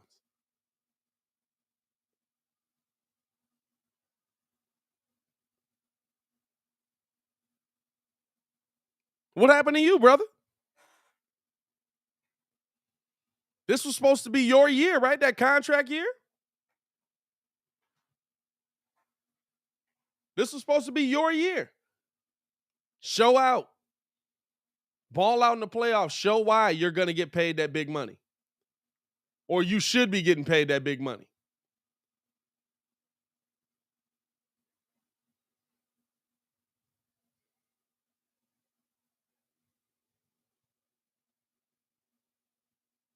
And I'm going to tell you this right now, dog. Look at it how they're playing right now. I'll say this. Without Devin Booker, they have no shot. Without Devin Booker, they have no shot. They just don't, right? he means that much to this team. He had 31 points by 24 minutes. He's fist bumping babies on the sideline. What the heck was that? That was wild.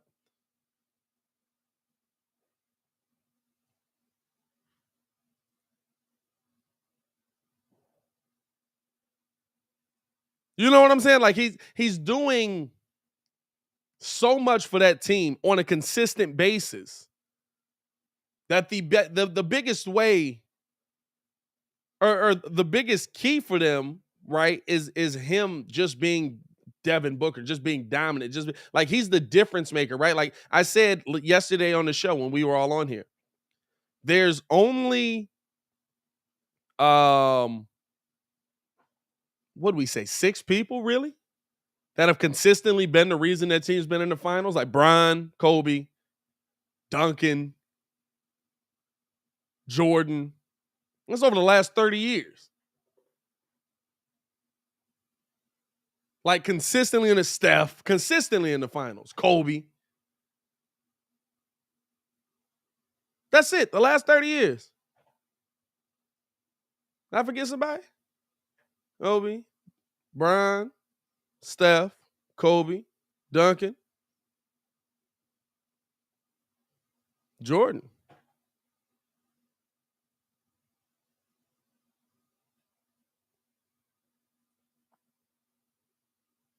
You need that level of player.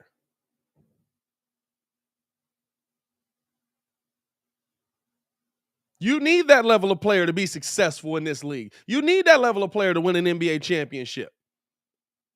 And unfortunately, Chris Paul at what, 36 now? Ain't that level of player no more. Not to say he can't do that, but this is the beginning of the playoffs. He's not going to ride that wave all the way to the NBA Finals. If he does that, dog, you talking about him, you moving him up the ladder a long way, brother. You moving him up the ladder a long way.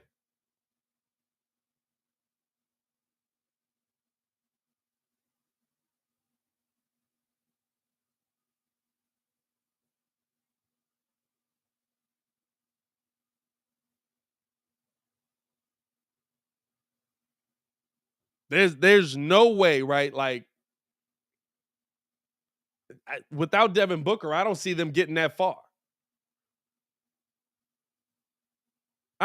Without Devin Booker, dog, they might not get out of this round. Now, on the flip side, right? Yeah, I'm saying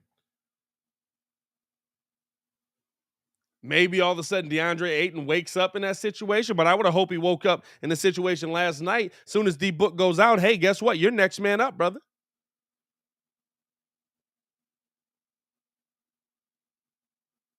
We needed you in that moment. We needed you to step up in that moment. We needed you to take that leap.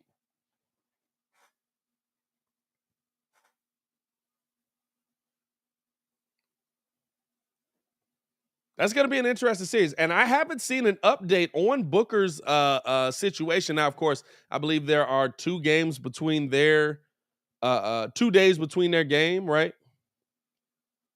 Where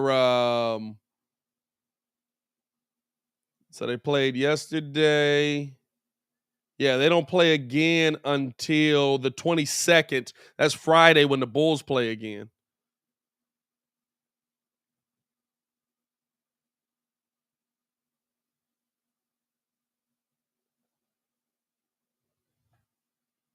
So there'll be some time for him to come back, but it's going to be interesting to see, man. I was worried about Ja a little bit too. You saw him get that little, what's that mug called? Yeah,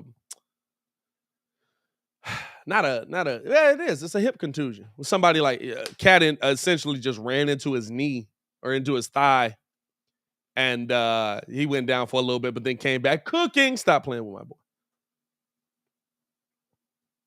Appreciate y'all for tuning in and showing love as always, man. Make sure that y'all hit that like button, subscribe to the page. If you haven't done so, I need you to just Push the button. Come on. Push the button. Come on, push the button. Yeah, come on, push your button. just push the button for me. Appreciate y'all for tuning in and rocking with us, man. As we're moving into this last little bit, Let's do some breakdown, do some prediction. Just the final thoughts on what we're going to see tonight.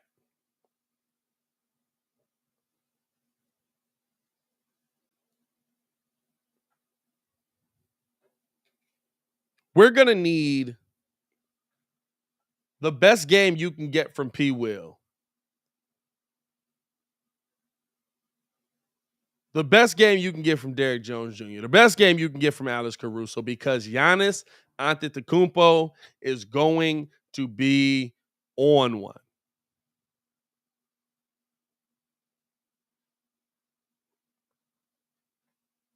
Giannis is going to be on one tonight, especially knowing that, listen, not to say that you slowed him down by any means, but Giannis already knows that you don't want to get his Bulls team life. You don't want to get his Bulls team anything to look at. You don't want to give this Bulls team anything to feel good going back to Chicago. This is the bigger game. This is the bigger game. I'd have loved to get game one, right? I would have loved to get game one.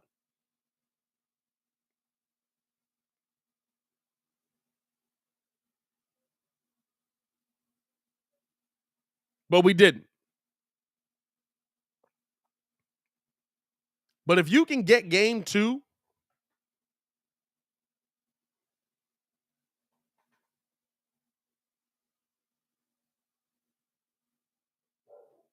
heading into playing at the United Center,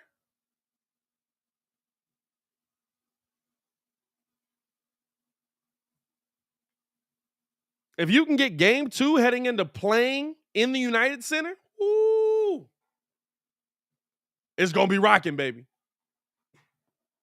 It's going to be jumping. Because you already know how the city's going to react to the fact that the playoffs are even here. But if we even feel like there's that glimmer of hope, right, that could turn the tide. I said earlier in this thing, I absolutely believe that a game two win is the most important win in this series, because if you can get that game two win heading into a tough game three, right? If you can get that game two win heading into game three on your home court, it can propel you enough to where the Bulls have been a good team, and now the mental stigma is broken. The Bulls have been a good team, and now the mental stigma is broken of, hey, we can't beat these good teams. We can't beat these teams that are above 500. We can't beat these teams that are this high, right? You must be this tall to ride this ride. We can't ride this ride yet. That's the feeling you have at the moment. This is the game where you have to change that.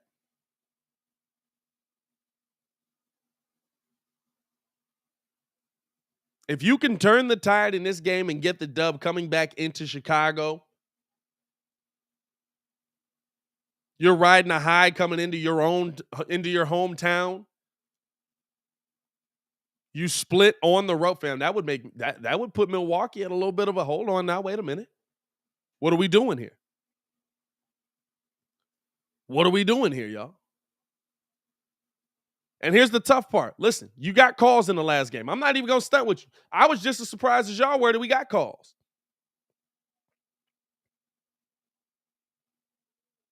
I was just as surprised as y'all were that we got those calls. Especially Giannis with the push-off. I was like, yo, wait a minute. Where we getting Giannis push-offs at? Where they do that at? I didn't expect that call to come through. We got a couple of them, too.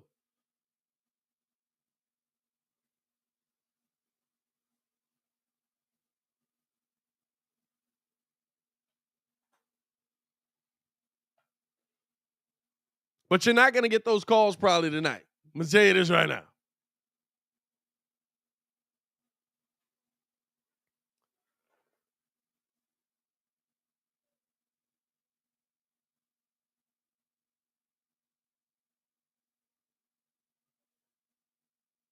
Just like you didn't get that over the back on P. Will, that was a clear over the back.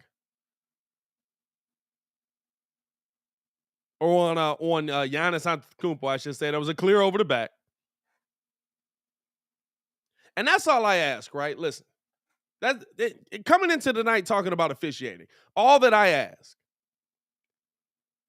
if you're not going to give us the call, it is what it is. We're going to move. We can move past not getting the calls, right? If you're not going to give us the calls, we can move past not getting the calls. Don't then give him the foul on the other end that puts them ahead. At least let the play on the court dictate what it's going to be. At least let the play on the court dictate what it's going to be, right?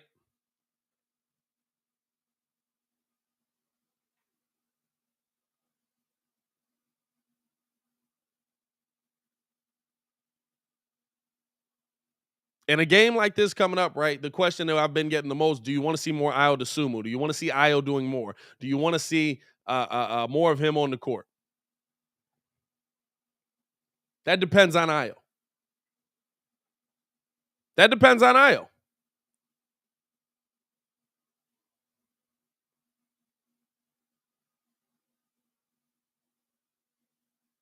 Right? If Ayo DeSumo's on the court and he's not getting cooked and he's able to score, I don't want, you know what's crazy? I don't even want Ayo to focus on the defensive end in this game.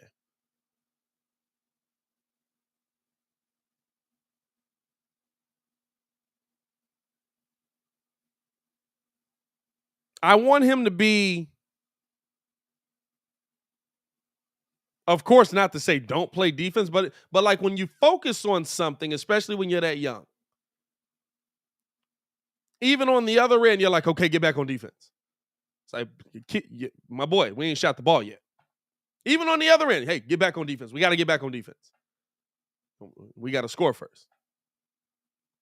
I would rather see Ayo come off of the bench because now you're coming off of the bench. Not to say I want to see weak defense, not to say I want to see, but I would rather see Ayo coming off of the bench because he's coming off of the bench and we need that bench scoring being the bench scorer that we've been looking for.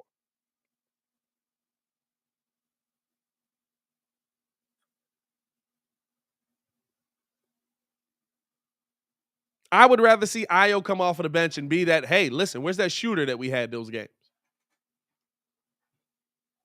Where's that guy that was killing it with the penetration and the drive and kick? Where's that guy? I'd rather see that. Because if you're showing me that,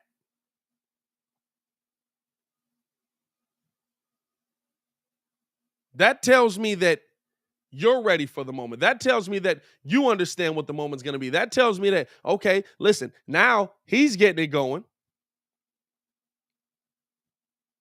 We've already seen the dynamic of him and Kobe working together. Right? We've already seen that dynamic of him and Kobe on the court together and what they've done and how that inversely works well for both of them, right?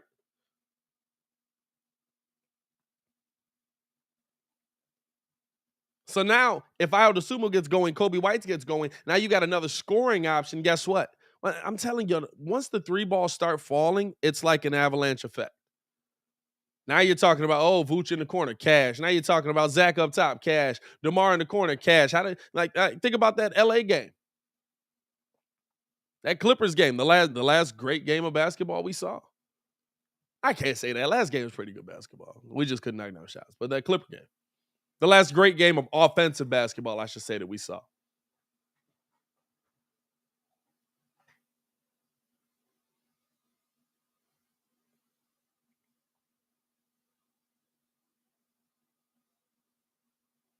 I want to see Ayo out there, right? But I want to see Ayo prove to me that he should be out there. Not just because, listen, you played well in the season coming up, because you know what? Ayo didn't play well against Drew Holiday. And those games where they really got into you, Drew Holiday got himself going early. That's why he's not starting in this one. Those games where they really got after you, where like you were on your back heels the entire time, Drew Holiday's getting it. He was getting after you.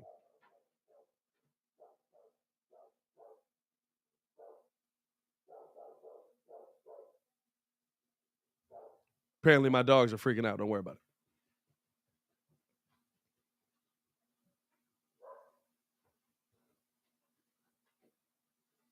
But right, those are the moments.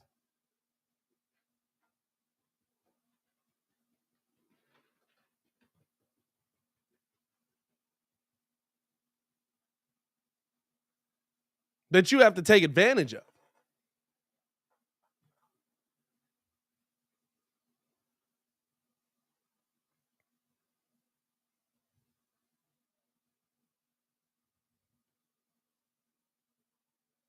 I want Ayo Dosunmu to take advantage of this moment tonight. If he gets on the court, take advantage of it.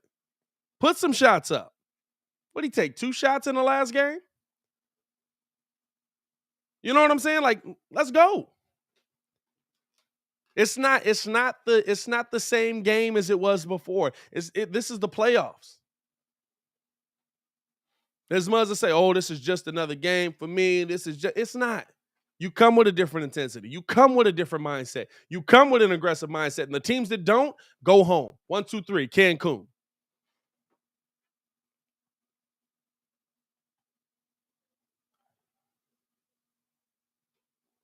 There's definitely a level of patience that plays into it, right?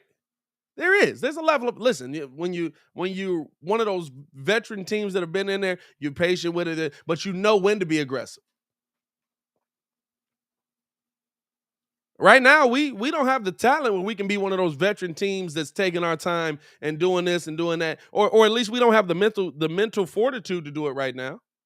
Not to say we don't have the talent. I think our team's very talented, but at least mentally right now, right, we're not knocking down those shots. We're not knocking down those plays. We're not making those plays happen. So for me, right, the biggest thing you got to do coming off of it, all right, let's keep it going. Let's try to get this going. How do we do that? Aggressive, drive, attack them, put them on their back heels, make them fall back, make them have to catch up to your pace.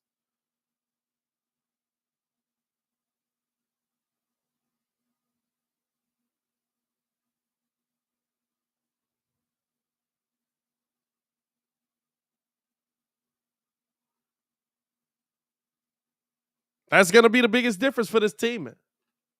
And we got to see him do it. We got to see him do it, man. Hey, look. I said it on Locked On. I'm going to say it here.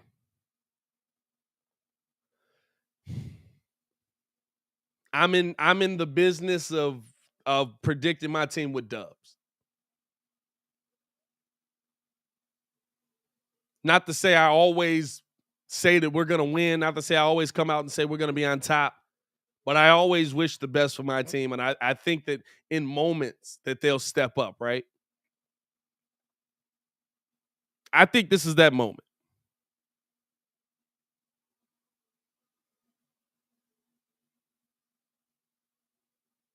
I think this is that moment. For me, this is that moment of, hey, y'all want to take that next step? Show us.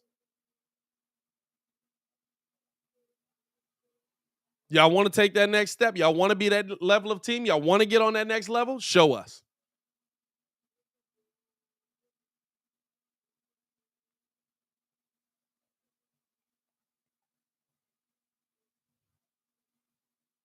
And don't slack off on the other end with it.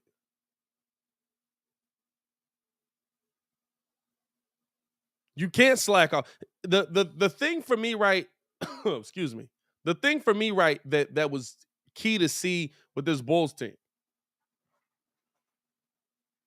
was Kobe White. Not on the offensive end, shot the ball okay, didn't shoot the 3-ball great, but shot the ball overall okay, 5 for 10. But how Kobe White was helping on defense. How Kobe White was, and it really just shows like the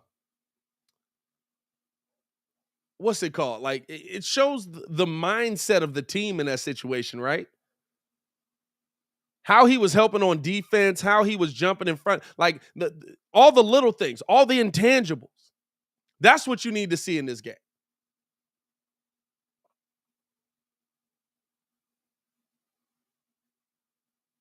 That's what you need to see in this game.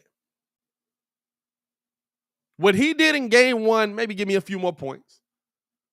Knock down a couple more threes. You know what I'm saying?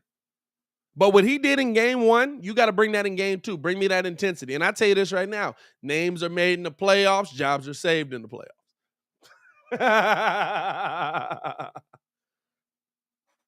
Names are made in the playoffs, jobs get saved in the playoffs. Not to say that Kobe White ain't going to be here next year, but I mean, it don't look good.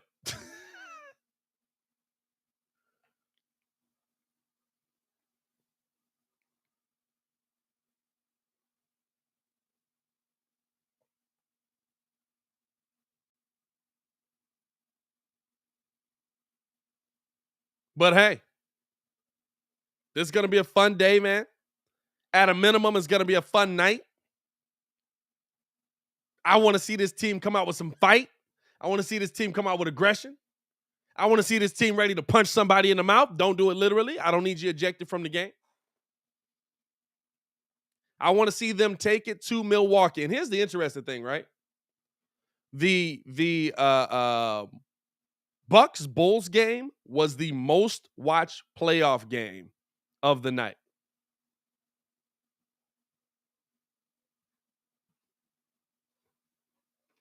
The Bulls are good for the NBA.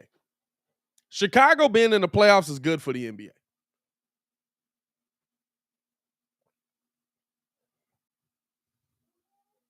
Chicago being in the playoffs is good for the NBA. Hopefully that works in our factor.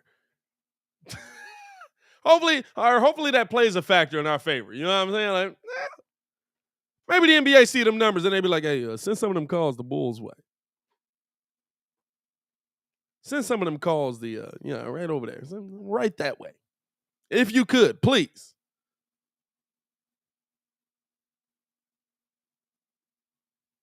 But man, it's been another dope day, bro. It's been another fun show. Your boy went dolo on this one. Appreciate y'all for tuning in and rocking with me for another episode. As always, man, hit that like button. Subscribe to the page. Push the button. Come on. Push the button. Come on, push the button. Yeah, come on, push your button. I'm having too much fun with this thing, man. As we're getting ready to get up out of here, man, we're going to have another video dropping at 2 today. We got a ton of content coming your way. Dropping my 3 keys to a Bulls victory tonight. That's going to drop at 2. Also, at 3 o'clock, we're going to have that special wide receiver I was telling y'all about. That video is going to be dropping as well. I'm also going to watch the White Sox in this one a little bit. You know what I'm saying? We're going to see what my team is doing out here, man. If you guys haven't done so, man, we appreciate all the support. We will be qualifying 2 more people for the Aldo Sumu giveaway at 13K, and we're moving closer, man. We're moving closer. Listen, y'all know we got more jerseys in this mug to give away. We've got more jerseys in this mug to give away. I'm telling y'all.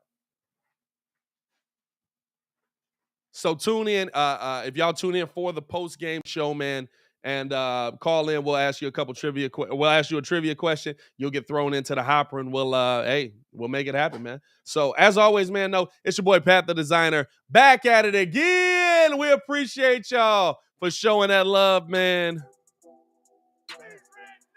Let's get hyped before we get up out of here, man. Stop playing. Stop playing. Stop playing. Stop playing. Help.